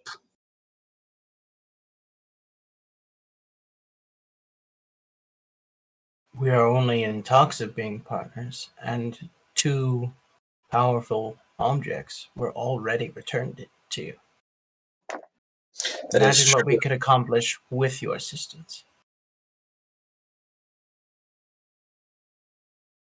And can you be sure of the other factions at Waterdeep that none would turn against the metallic dragons and join with Tiamat?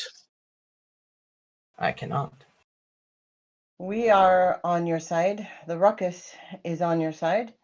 We can do everything in our power to look for evil intentions when we get back.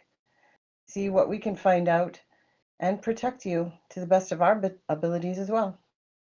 If you ally with us, you are our friends. We would do everything we can to protect you as well. You have in your employ rogue and one with a past aligned with the Zentarim, and I would not put it past them to sell us for a nickel. Sorry, a copper piece. My friends? These people here standing with me? Are you talking about them? She's talking Or are about you talking about... Mm-hmm. I would sacrifice my life for these people standing here with me. They have done nothing but good and put their lives on the line to save the world. You can trust them as you can trust me.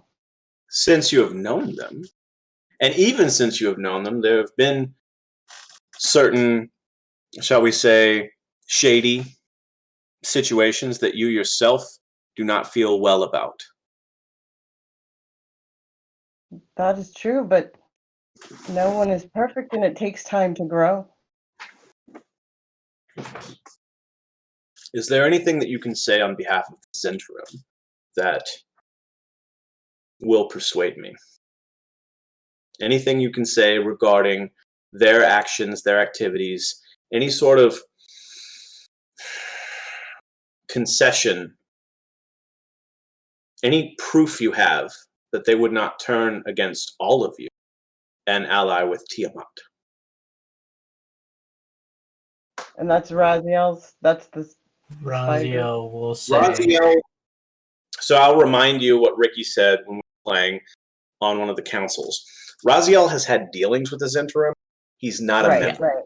And when Rion Nightshade offered him full membership, he turned it down. Not implicitly. He said that he would still deal with them, but he wasn't a joiner. Right. Got it. He steps forward and says that he decided himself not to join them. And if they turn out to be a threat to either him, his friends, or his allies, then he'll put them down himself. I have player knowledge. I don't know that Ricky himself would proffer this, but it is something that Raziel would say, which is kind of weird, I know, but still. I just, and I might be overstepping, sorry, but Raziel, I think, would say something along the lines of the Zentarim, in a manner, are out to rule, not up front, not personally. They're not the kings and queens. They are what the fuck is Jafar called? What's his title? The, The he's advisors. the vizier. Advisors. Yeah. He's a vizier. He's a vizier. The court wizards, the council members, they are The ones that whisper in the ear. invisible hand of Faerun. And they cannot rule a world that has been destroyed by Tiamat. And so they are as fully invested in preventing her ascension as any other member of the council and you yourselves. That might not be the answer you were hoping to hear, but it is the truth. Tasmakella is a little disgusted by that. That's not great, but it is true, and honest. Sort of a point in the favor of the Zentarim in that they're not going to sell out the council to Tiamat because the enemy of my enemy Faerun does not benefit them at all. Yeah, is true.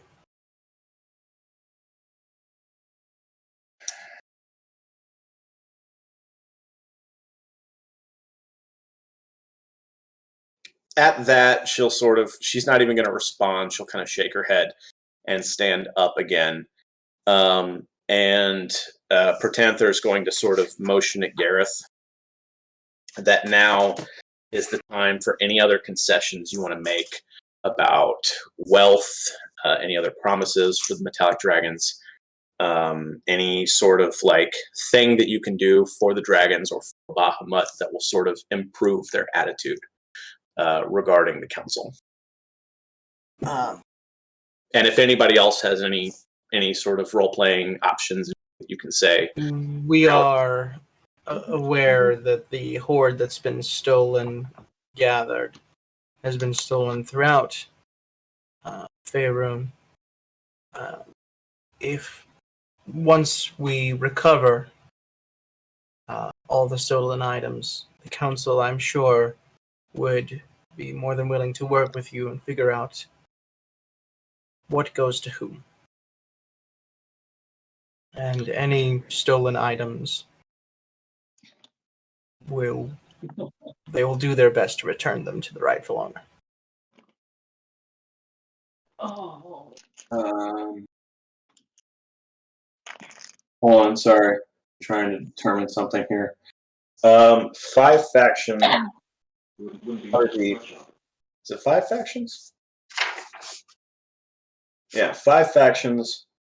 Waterdeep, the elves, the dwarves, and the ruckus. I got it. If the Metallic Dragons are on, then that is 10 factions necessarily that would have to be divvied up.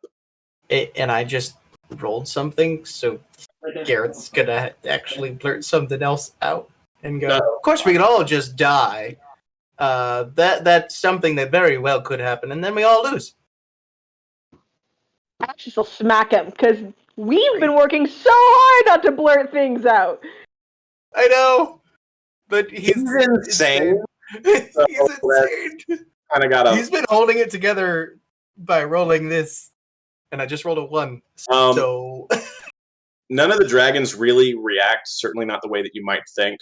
Protanther kind of like muses to himself for a second, and he's like, "That's very true, but hopefully that does not." No humor whatsoever. Yeah. That he thought you were serious. Yeah, you all might die. That's very true. Axis will kind of nervously say something. Pardon, guys. I perceive the conflicting sense of faith in us, and I empathize. I do. The situation's filled with many variables, and lots of them are undesirable. But if it helps at all, a kobold that was in the service of Tiamat was in our care for only a short period of time and is now personally in service to Bahamut. If that helps, it's not bragging at all. I just thought it might be another contributing factor that might help. I apologize if it's presumptuous in any way for me to offer that fact you probably already know. But we just left his funeral a couple days ago, and I thought that he should be part of this discussion. Pardon me. And why did you bury the Because we loved him. Because he earned it. As metallic dragons can fall from Bahamut's glory and in turn become chromatic, so too can chromatic dragons ascend through acts of service, through good deeds, through repentance and care. It appears your influence was enough to cause him in his final moments to commit a single act of pure selflessness. And that was enough to keep him from Avernus. We all stand here today because of his bravery. Your kindness towards a being whom many humans would consider lesser makes me almost second guess my own stance regarding humans.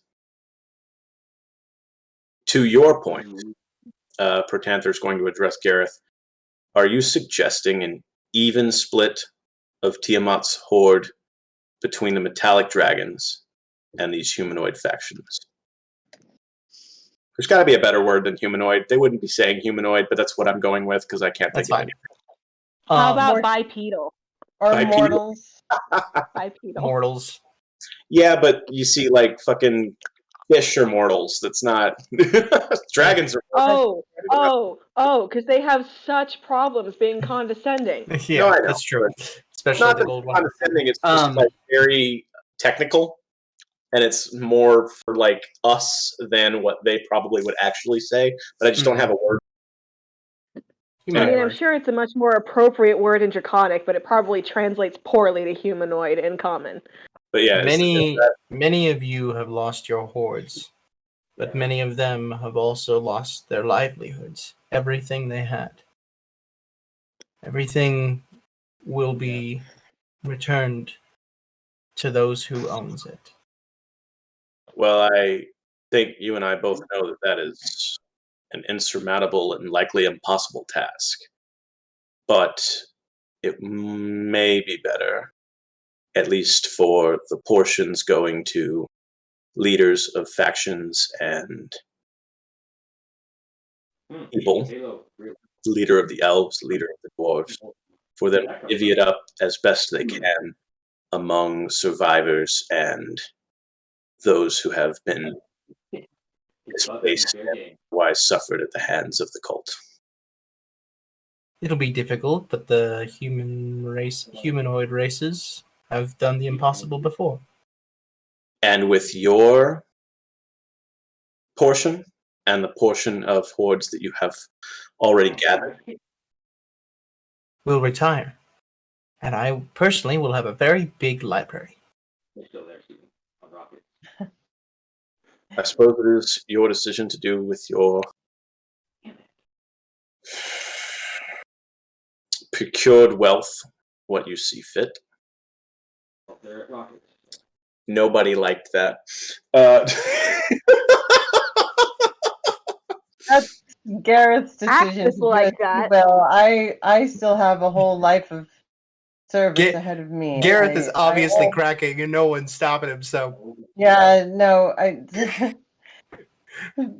we wanted to make sure if there are specific things that have been taken from you that we could look for, that we make sure they don't get taken again, that we could make sure get returned to you. Please, Even up on Rocket still.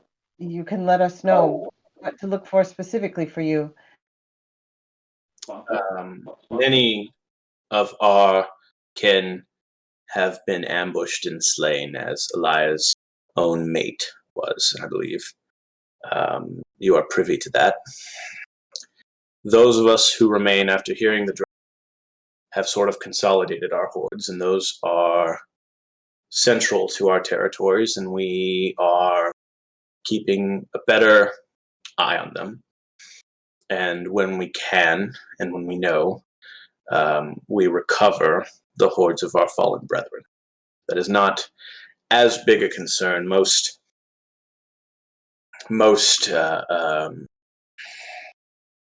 thieves and rogues in the employ of the cult take items of great power.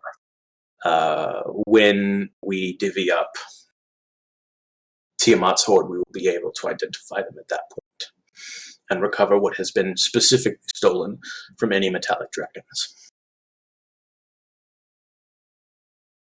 Xanray or Axis, do you have any concessions, anything to add, anything to sort of promise, try to sweeten the pot?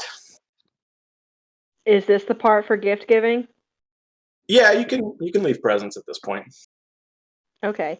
On the trip over, only now like inwardly, sort of reluctantly, but she made like these little gift sachets, sort of, with like 100 gold in each one for each dragon, plus like one of her many gemstones that would match like what they are, like different kinds of topaz or tiger's eye, or like whatever would suit their personal aesthetic. And she'll present them to each one quietly and like sort of bow and walk away, because like the tongue holding that's happening is masochistic. And that's what she'll contribute to, like, because like maybe actual wealth in front of them might help them maybe stop talking about money when the world is at stake. So that's what she'll do. I mean, Xanary doesn't really have any say. Like, she doesn't know how to help any more than everybody already has. I mean, certainly any items or treasure or spoils of war that you have. We have like 15,000 gold. Kept that mithril. So anything you want, party fund you want to give. I'll say in Gretel's mind, that 5,000 gold we just got, that's 1,000 gold per dragon. Okay. So Axis does not seem happy about that. They're not any different. They're not any different at all, morally. Nope. This is exactly like China versus not when the it United comes to States. treasure. They are exactly the same. Not when it comes to treasure. Gretel goes ahead and presents to each of them 5,000 to each of them 1,000 gold. When she gets close to each of them, speaking quietly just so each dragon can hear her, she offers each of them, after they defeat Tiamat, a year of service to each one of whatever they might need of her at their need. Well, Pretty Jesus. good. Okay. I have a +2 sword that I could give them. Why do you have a I have a letter opener. I don't know, but I have it. And she's just offering that to show them the goodness of humanity. And then if she's, well, here's an idea, because Ricky doesn't use it. He'll give up pick and pocket. If Yeah, never uses it. Ray wants to give up that +2 sword, Nicole, I know you still have that ring of poison resistance that you absolutely don't need. Does she know that yet? You haven't told me that she knows No. that. You are I aware do. you have ruse Okay. protection from poison and disease. Okay. So she knows that. Yeah, but I just gave them each 5,000 gold. I'd rather one of my friends. Does anybody else need that ring? I mean, I'm sure all of us would love to not be poisoned, but while we're bending over so far, I don't see why we shouldn't give it to them. Eric, do you have anything in particular? Books, probably a good idea. 1 sec. 2 or 3 of these dragons. Wait, didn't you have those Um, books from that wizard that were a super huge deal? No, I think you're talking about the ones he turned to the Oh, right, yeah, right. yeah, Never mind. yeah. I gave those to the Harpers. Yeah, never mind. not the Harpers, the I'll, wizards. Shit. With Macath the Crimson and Marlflub, they went to the Arcane Brotherhood. Oh yeah, Arcane Brotherhood. Yeah.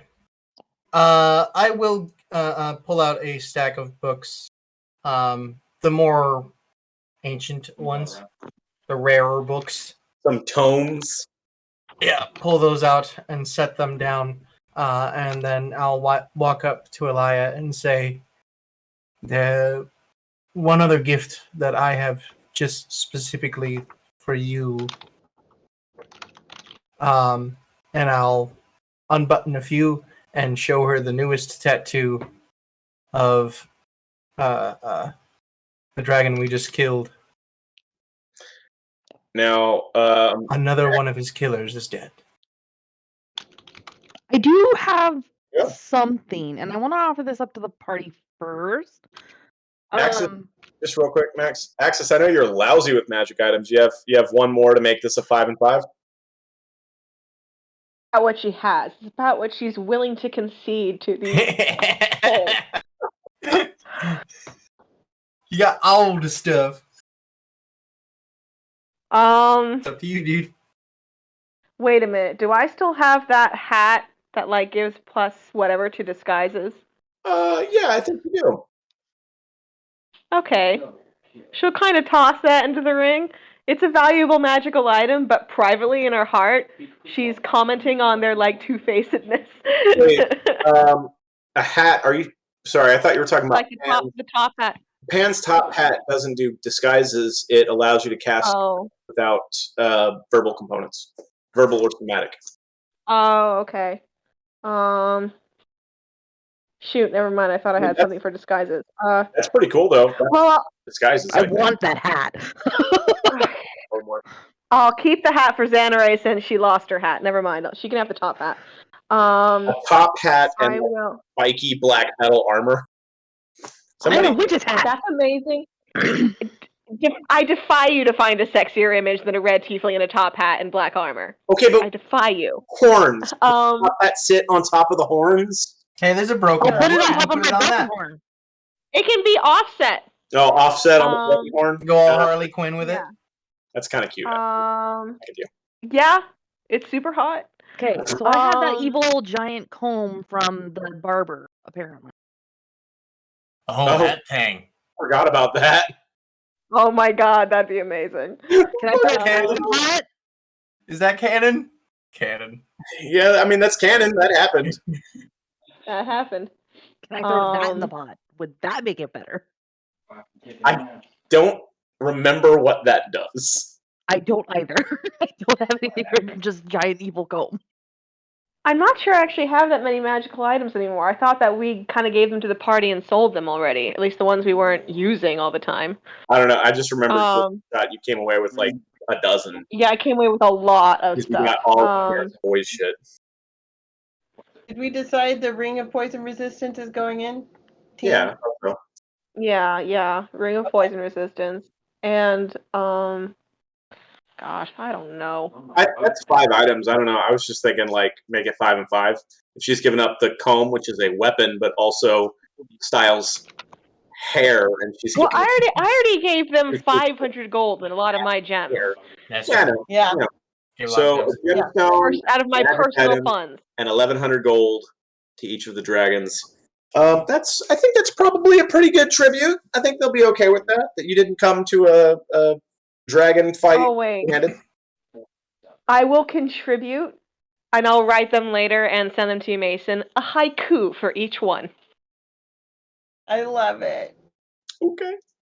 All right. Right. I want to Huh? see them. We'll say right now that you just recite one for each of them. Yeah. And later you'll tell me. I will write them and I will send them to you. I will do it. I'll try to get to it this week. It's a busy week. If not this week, next week. How do we I'll try to respond do it. when Axis stands there and recites haikus for them? Wait 1 second. They have to love that. Yeah. That has to be fantastic for them. All get their own And personalized yeah, IQ. Get little, They're all full of like, you're damn right. with Gold that, is gold, of course. with Sorry, that, Gus is gonna hop to Rite Aid and grab alcohol, so I had to make an order. What just happened? I was just saying that I'm just envisioning Axis standing there reciting haikus in front of these dragons. While holding Xanar's hand. While holding Xanar's hand, because apparently we're a couple now. Best image. What I've got to figure out later is how to make these really ingratiating haikus secretly mean something really insulting. I don't know how to do that, but I'm gonna try. with that, Protanther will address the party again. He'll acknowledge your tributes. He'll say that your tributes are acceptable. Because they're dragons. They're not going Meets expectations. meets expectations. Yeah, was that owl grades? Real quick, he'll also go up to, forgot his name, the bronze dragon here. No, it's the copper dragon. Well, I think technically this one's the copper dragon, but I can't keep track just based on color. But yeah, this one, the one that knew Megas. Supposed to be the he'll go up to him and just be like, I know this isn't technically a gift for you or anything, but like, after all this, no matter which way it goes, if you wouldn't mind like having a conversation about Megas, I would really just like to know about it. Just throwing it out there. Yeah. perhaps small one. Just kind of fitting that anything would call a Goliath the small one. Yep. Protanther calls the vote,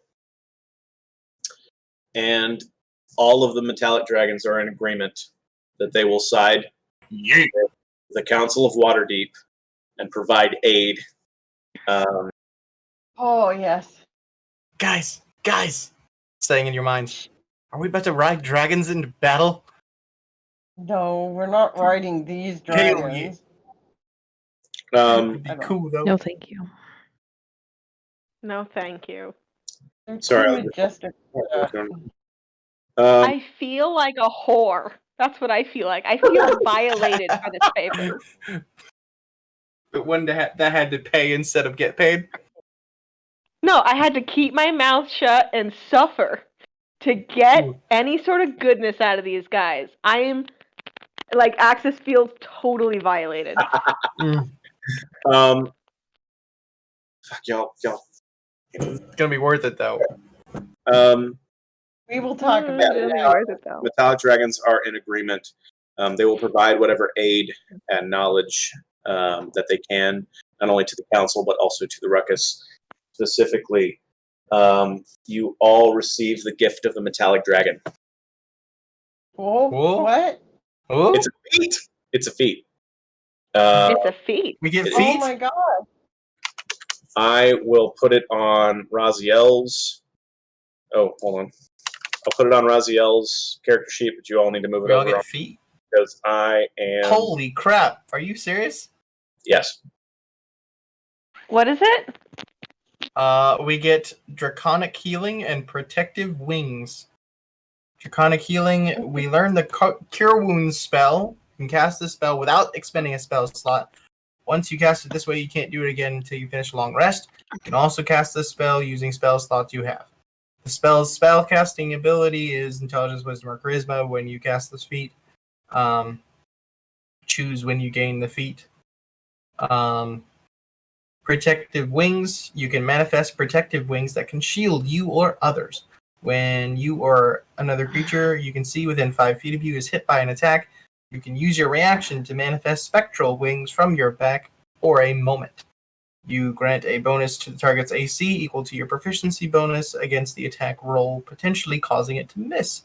You can use this reaction a number of times equal to your proficiency bonus and regain all expended uses when you finish a long rest. For that, I'm going to nerf that slightly. It's once a day. Works. Sweet. Wow. Just a small nerf, just once a day. Fine. Hell yeah. Now that we have agreed to work together to stop Tiamat, I think it is time that you are made aware of the reason you came together.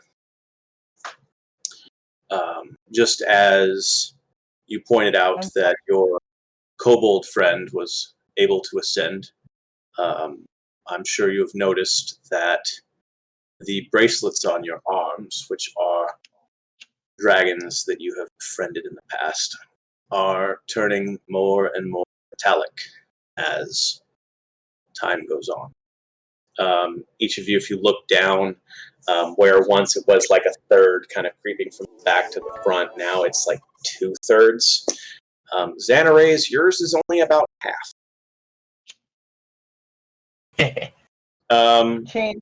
Changed in color, you mean? Yes, they're starting to change. Instead of being chromatic, they're turning into their metallic counterparts. Someone in my chat says if they give 100 bits, will the nerf be reconsidered? No. Damn. Oh, they give the 100 bits anyway. Thanks, bud. And y'all are already buffed up, and this is the explanation for why, essentially. Your deeds and your actions, and even your mental power, your own thoughts, are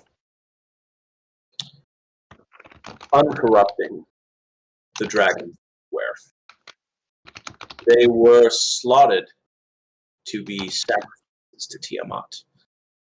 There are a number of sacrifices that must take place in order for the ritual to be completed, chief among them being a large number of chromatic dragons. An even larger number of humans, however, is required.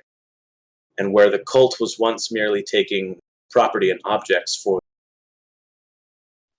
now they are taking people and keeping them prisoner, keeping them barely alive, simply to be led like lambs to the slaughter. See, there was a prophecy announcing the ascension of Tiamat. And these are just a few of the rituals that are required for her to leave Avernus and come to the material plane. The chief of these rituals is the formation of the Mask of the Dragon Queen. 5 ancient masks, each representing the basic 5 chromatic dragons that make up Tiamat's vile heads, brought together with unholy magic into her visage.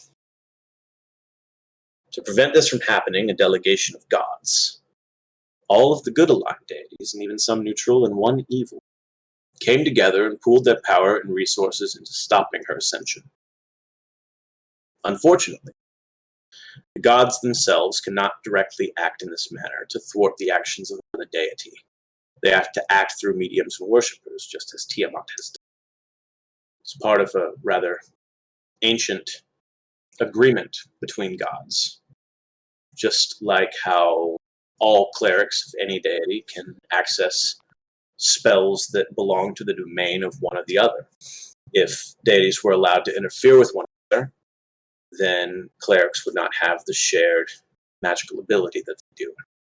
This is just another manifestation of that ancient promise, or treaty, if you would prefer. But these gods divined another prophecy of 5 chosen mortals who would have taken 3 the 5 dragon masks, preventing Tiamat's ascension entirely. 5 mortals who would be aided by the spirits of fallen loved ones, who would procure dragons meant for the sacrifice in Tiamat's ritual, who would be imbued with divine power and gain power themselves and gain experience exponentially, which is why you have progressed as fast as you have. Those 5 mortals are not you. At least, not all of you.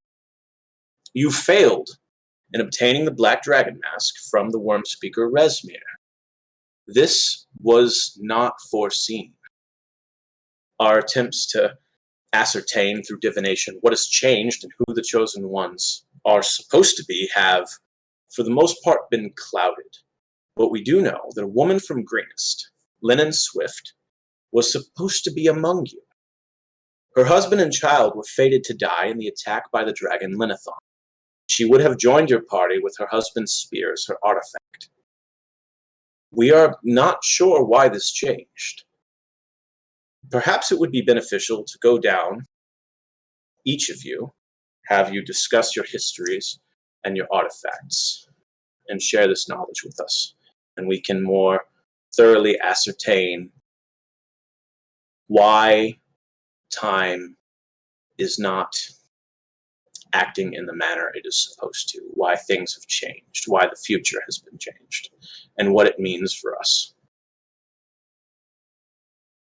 Sometimes just the roll of the dice, just kind of fate just goes, just gotta go with the dice, I don't say that. Are you But the human game with the little squares? yeah, the polyhedrons and all that. It's an analogy for the presence of random chance. Yeah, of course. Yeah.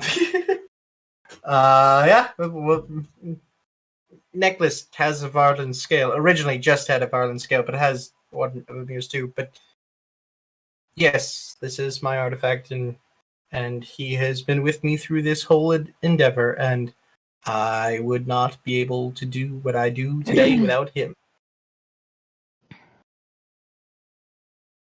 And what boons has this provided you?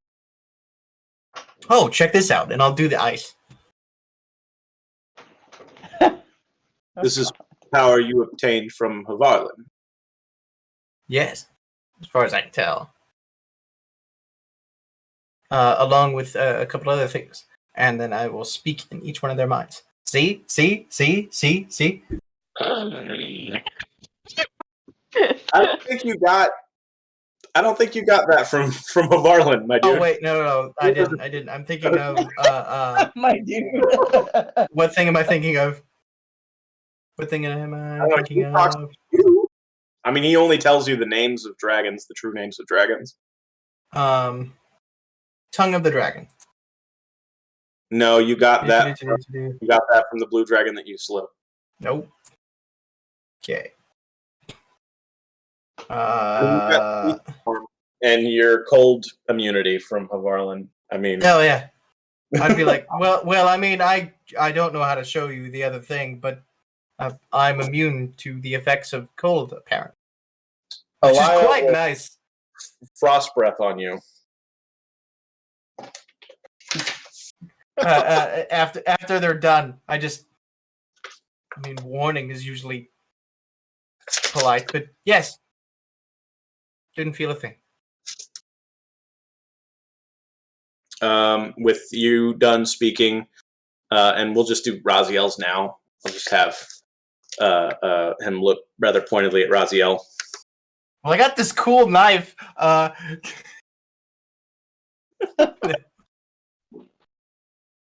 Do you care to elaborate?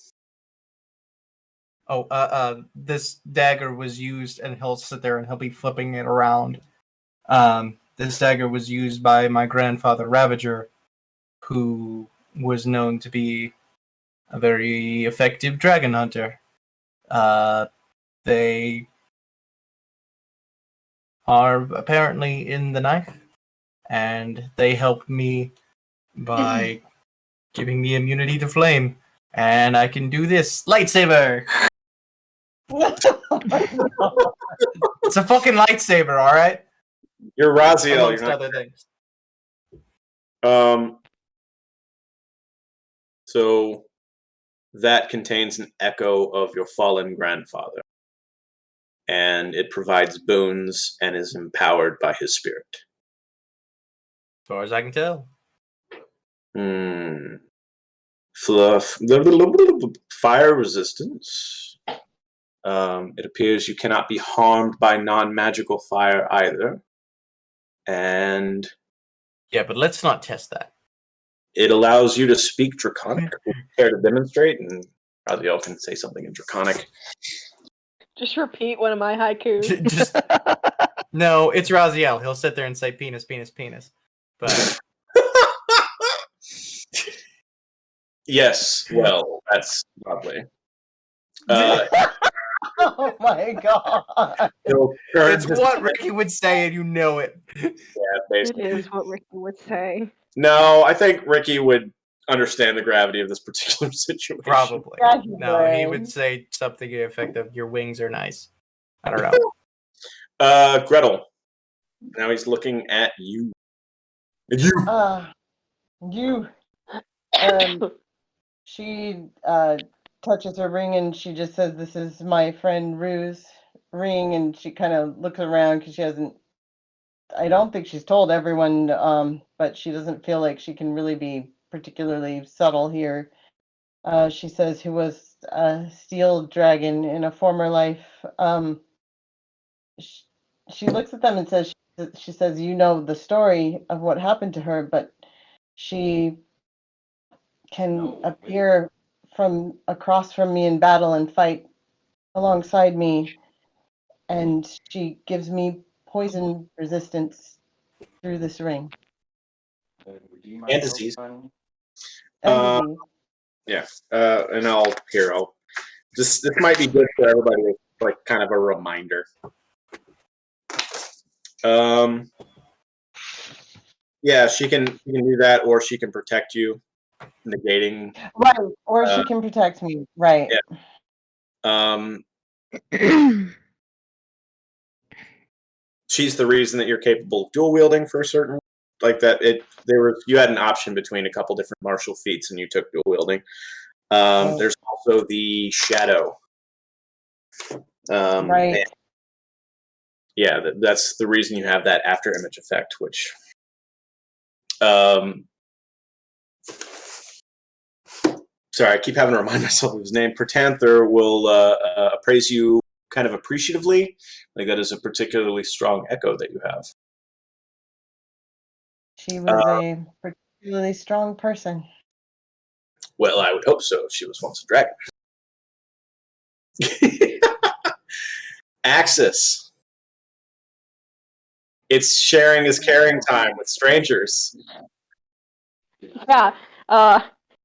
We both we had kind a of resent conversation this about that. emotional entitlement. Oh, did y'all had a conversation about this? Yep. Yeah, like both Axis and Alicia really don't appreciate this entitlement to our deep and intimate emotions when they're strangers. But fine, in the interest of the world, Yeah, she exactly. she'll kind of bite her lower lip in like the hesitant sort of way because she hasn't even talked to any of them about it. Having it come out here is like super awkward. It makes But you feel she'll like kind of everyone's about to be in the same boat. Yeah.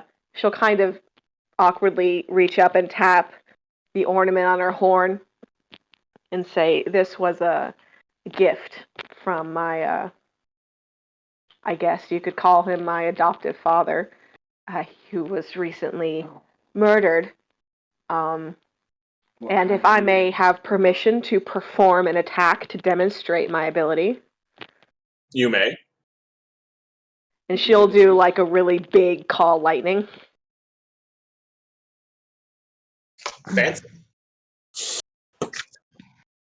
Yeah, it's really embarrassing now in my car. And then she'll say, "I am also immune to lightning damage." Well, you have. Where I was, Resistance.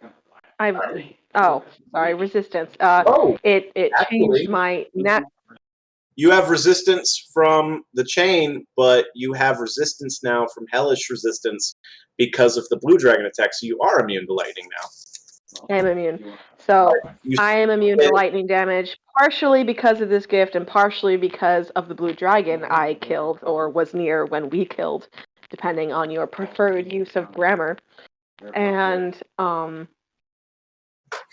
it contributes a little bit to this bow I have, and she'll kind of show them the special bow that she's got that also does lightning damage.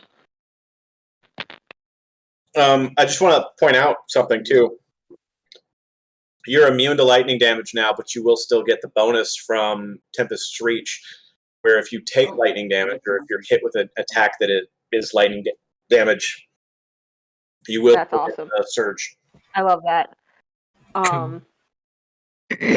Yeah. I'm curious though, does any of them respond to Tempest Reach in my possession?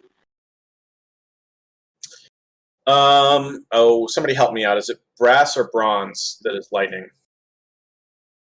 I think Bronze. I think it's bronze. I think. Yeah, it's bronze. Bronze, which is Nimur.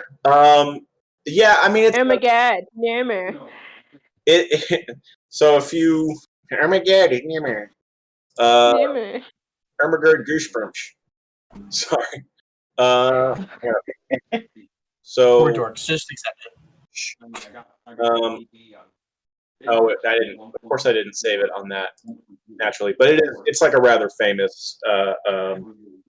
Yeah, it was like a gift for some magical creature, and it's like got a soul inside it. I imagine he would know about it. It's not the same as an artifact. It's sort of like your legendary weapon. You acquired it first, but it didn't tune to you because it didn't. No, it didn't. She's just commenting that her ability is kind of complemented. Yeah, you know, which is by design. That's what Tanther was sort of getting at, and I forgot to cover that part. That essentially, each of you is sort of being bred to deal with each aspect of Tiamat. That, like, the sort of like color-coded Power Rangers aspect of this campaign is by design. That it's putting you forth to sort of divide and conquer, as it were. okay. Which is just as long as he's not offended by my having it, because I am not, lawful good like the weapon would prefer. Yeah, he's not offended, but call it like, I guess, surprised. There's another word that I want, and I slid it out of my head. Yeah. So your artifact and your powers are sort of being aided and provided by an adoptive father, a mentor figure who died recently as well. And so that's a bit of a pattern here, and that coincides with Lynn Swift, who was supposed to procure her artifact from her fallen husband. Now he will turn his attention to Xanarei. Gretel kind of looks at Axis, and Axis, you just see a lot of compassion in her eyes. He's not looking at any of you. Like this was not something she was like pretty much ever going to share, and it came out in front of a bunch of strangers. Right. But like maybe she'll sense it. She's got high insight. Xanarei will bite her lip.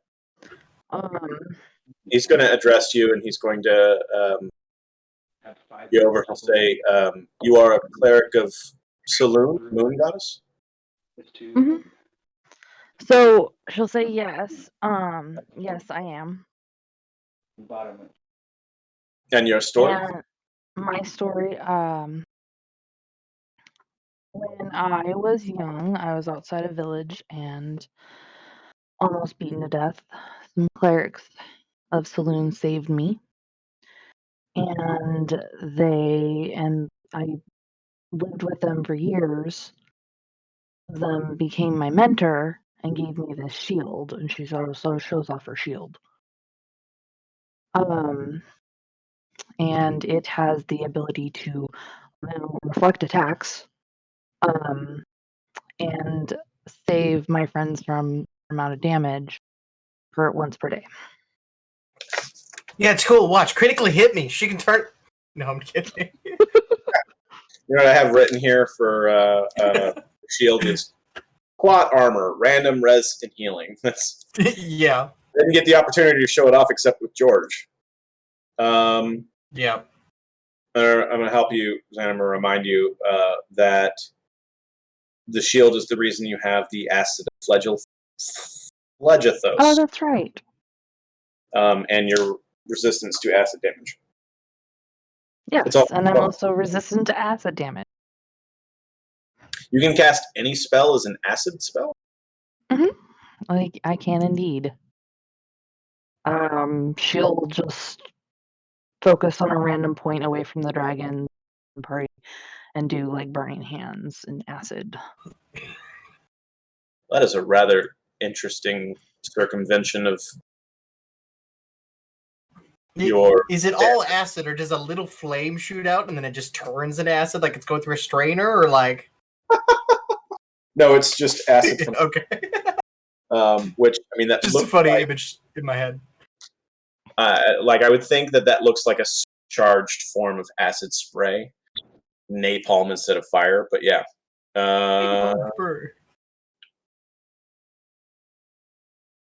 yeah. I only have to assume that my mentor's dead, as I have not spoken to him in years.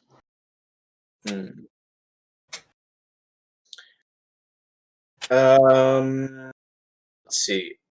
Zavoy, everybody. The only time that everybody sort of got a message from their artifact was when you were in the plane between planes, ported through one of the teleporters as opposed to teleportation. Oh yeah. Raziel gets like emotions from his dagger. That was kind of covered a long time ago, and it hasn't really been brought up since. Gareth and Gretel. So Gareth only gets occasional thoughts. Gretel straight up has Rue's shadow. And I guess gets kind of prophetic dreams where you actually get to talk to Rue. But in that sense, neither Axis nor Xanare actually receives any sort of present message or and like there's no talking, there's no presence, there's no emotion from either of your artifacts, is what the dragons are sort of gathering, unless they've been given a false impression. I just want a clarification on that. Yeah, I don't think there's been like a presence.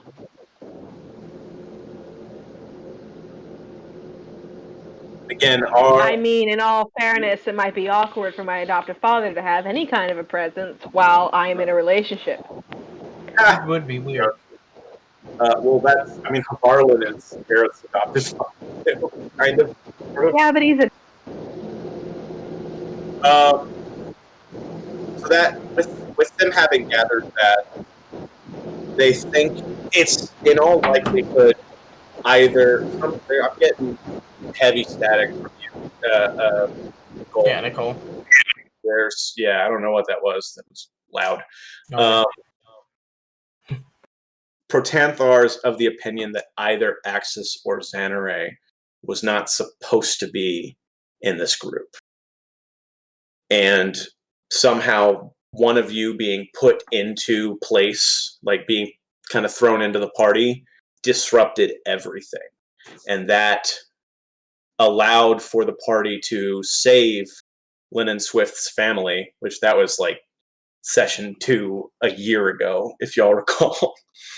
And with her having been saved, that prevented her ascension into the where she would have been one of the chosen ones, but they're not sure which. They don't know what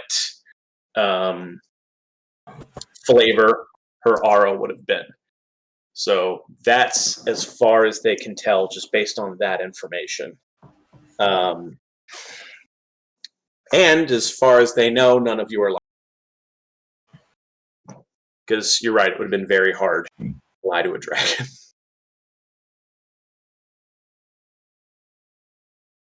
So if you If have any thoughts, It may not be exactly how fate wanted things to happen, but as I sort of stated before, I wouldn't change a damn thing. well, our concern is that fate alone, random chance alone, was not responsible for this circumvention of prophecy. That it was a deliberate act of the agents of Tiamat.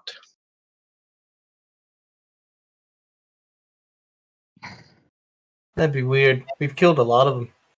So if someone did, they're probably fired if we didn't kill them already.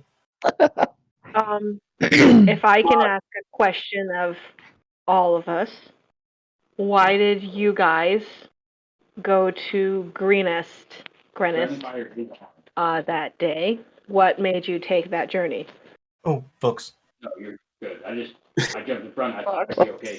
Raziel, Gretel? Raziel's backstory, he was specifically running from cultists who tried to attack him because Let's go back and his get grandfather was a renowned dragon slayer, and he thought that Grinnest was a very calm, quiet town to hide out in. Right. Oh, He And was Gretel right. was already until- there. And then she'll look to Xanare. What about you? Oh, I just got heard that there was trouble in this area from the clerics that I Where's grew Rob? up with, and I Oh, is he? decided to follow them. Axis will kind of shift her weight awkwardly and like run her tongue over her teeth and go, I think it's me. Oh, Because I was led there by really violent, dragon-centric dreams. I'm sorry. And she looks really like put out by this, you know? You have nothing to be sorry for. Well, if that is indeed, this is Protanther, if that is indeed the case and you are being forthright, then it would not be your fault. And at least this circumvention of prophecy was not deliberate on your part. It was accidental. And it seems as though you are slotted in place. You are one of the chosen. You have so there's no divine need for this providence. or- You've been given gifts and boons, and you have the support of your father figure in the form of an artifact. Everything lined up, with the exception of Lennon Swift and the death of Resmir. The death of Resmir was supposed to be some sort of onslaught, her surrounded by minions of her kind that would have put her in a position where she felt inclined to wear the mask as opposed to put it in her treasure chest to be teleported to the Well of Dragons and her demise. So if she was wearing it and you slayed her, you would have procured the Black Dragon mask, and in doing so, along with the others that you will acquire, prevented Tiamat's ascension outright. Unfortunately, now we will get that chance. But we still have the opportunity to weaken Tiamat so that her ascension will not be at full strength. Any other masks you acquire, any other parts of the ritual you are able to stop or prevent, will depower her in a sense. So rest. I'm sorry. I know Not- interrupting is absolutely wrong, and I understand that, but I need to clarify right now. Are you trying to say that at this moment, there's probably nothing we can do to prevent her from coming? We can only weaken her, and you expect us to fight her? These bracelets on your wrists are not ornamentation. The time is right. You will see your dragons again in all their metallic splendor, and they will be joined in one, as you are joined in one, in a sort of bright, righteous facsimile of what Tiamat is. And together, you will be able to stop her. I mean, the Cool. campaign's always going to. Anybody getting Power Ranger vibes? You can get through this even. Yes, Why, massively. is going to address Flash Gundam vibe. Mega Sword, activate! Alaya is going to address Axis and sort of like kind of in a very comforting tone tell you to rest easy, child. If what you say is true and you are correct in your thinking, it is not your fault. And die And you alive. Thank you.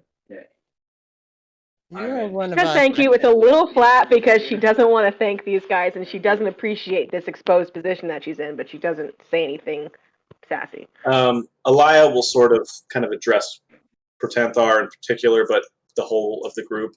And so if we are done here, is there anything else that needs to be said? She's Up with addressing her head. with her head. Anything? Head. Anybody got anything? No. Nope. Mouth zipped. I mean, I'll kill a dragon god, no problem. Protanther is Do you wish all of our promises to be completed before you will help us, or if Tiamat rises, we will complete all of our promises we have made to you. I guess I'm wondering, can we rely on your help no matter when we complete them? I think it best to try to speak to your other council members as quickly as possible that these are not promises to be taken lightly. Understood. And so I would do that upon return to Waterdeep, were I in your house.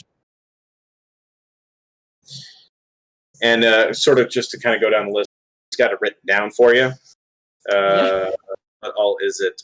Protanther, the Gold Dragon, like a formal apology from King Melendrock regarding the Draco-Reg Mythal.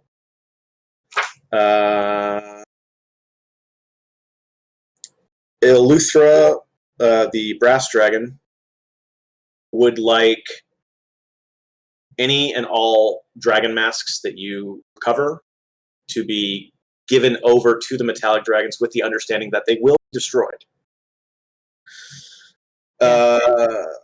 Otarelia Karnos, Alaya, wants Ambassador Braun Anvil to turn over his Silver Dragon scale mail with a formal apology from the dwarves regarding the dragon moot. Yep. That part's not guaranteed. The dragon. Nimur requires no concessions. He sees good in all of you based on your actions since the campaign started, at least, and already kind of discussed with you your sins. He's a very self-righteous, very good, motivated dragon. Taz McKella.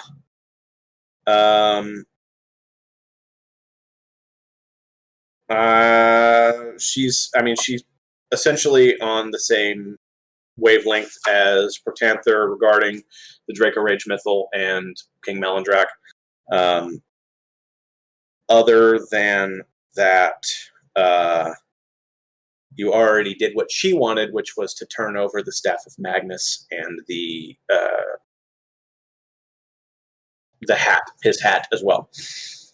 The other promises that you made was an even split of Tiamat's horde between all of the factions involved, which I forgot the Arcane Brotherhood, so that's actually 11 fold, but it is a fucking like gigantic dragon horde, hundreds of the times. It's the dragon horde.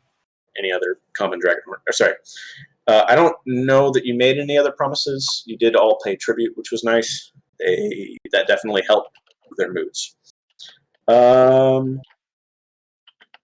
And that was just kind of a rundown, but yeah. With that, Alaya will, if we're done here, I will take you back to Waterdeep, unless you prefer to teleport. Before we go, can I have that conversation? I guess. Send me a sending Sorry. something. Can do. As he looks at Xanray. With a big smile. So are you going to take the dragon taxi back, or you want a teleportation circle? Because that's the question that was asked. Is why I we'll want to know if see. you ride back or if you teleport. I think it probably I makes sense also to take I took teleport, and I have teleportation. She now has circle, and I am teleport. not riding on the back of a dragon. We're teleporting out of here. Okay, so are you saying that out loud? No, I will say that I have recently acquired teleport. We will avail ourselves of the exit so that you guys may continue whatever discourse you have to do privately amongst yourselves. Elia will nod and she'll say, "Bahamut be with you." As she says that, He said, "Boy, do I have a very sizable portal opens in the sky, maybe 100 feet away, and about a dozen chromatic dragons come flying out of it. Oh shit! Oh my god, no! We're calling it for tonight. Oh Of course shit! we are. Oh That's my how you god! cliffhang. That's how you do a cliffhanger right there. Holy shit! Damn. Oh my god. Jesus Christ. At least they were nice and Okay. they waited until the end of your sort of council session. Alright, I'm going. Oh yeah, sure. Real considerate. I would have actually preferred it if they'd interrupted a lot earlier. That way you didn't have to talk about your feelings. Yeah, but it's whatever. Xanray, do you want to read to them what we wrote? Oh, Jesus Christ. I got one of your haikus, I think. I'm on bridge. Huh? I got one of your... Oh no, that was me starting to send you the haikus. Oh, you just lost the call. Oh my goes god. back. No, she's Okay. back. Oh, weird stuff happened. Okay, hang on. I gotta roll all the way to the top. I know. Don't, I mean... No, my camera's away. After we Okay. shut the thing down, unless, there's a funny bit you want to, do for the thing, but... I mean, a lot of it's hilarious. Well- But yeah, we can... We can talk about it in the talk show. There's always that. Sure, yeah, we can do that. Which, by the way, who wants to be on the talk show? I can't tomorrow. I have dinner at a coworker's place, and which sucks because I would be a part of talking about that specifically. I don't think I have going on anymore. It doesn't we don't have to do it on stream. We can just talk about it when we're off stream. But some of it's pretty funny. Yeah, well, no. Thanks I'm trying to find everybody the one that that was. practice up. Yeah. Thanks everybody that stuck around. Thanks for the new followers that we got. We got quite a few. And Kilt, always thank you for the bits. I appreciate you. And the anonymous donor, whoever you are, I will find you. Ah! What the f is that? That's not even. I'm not looking. That's not even. I gotta go to sleep tonight. That's not even okay. Quick ski situation. Okay. Anyway, appreciate y'all. Don't forget to tune in this Sunday, coming up. And we will have the big charity game. We got surprises involved in that we were putting together. The obligatory thank you, Keleblas, for making the overlay. I will always be thankful for that. And thanks for tuning in. I appreciate you all. Okay, I'm terrible at ending streams, so bye.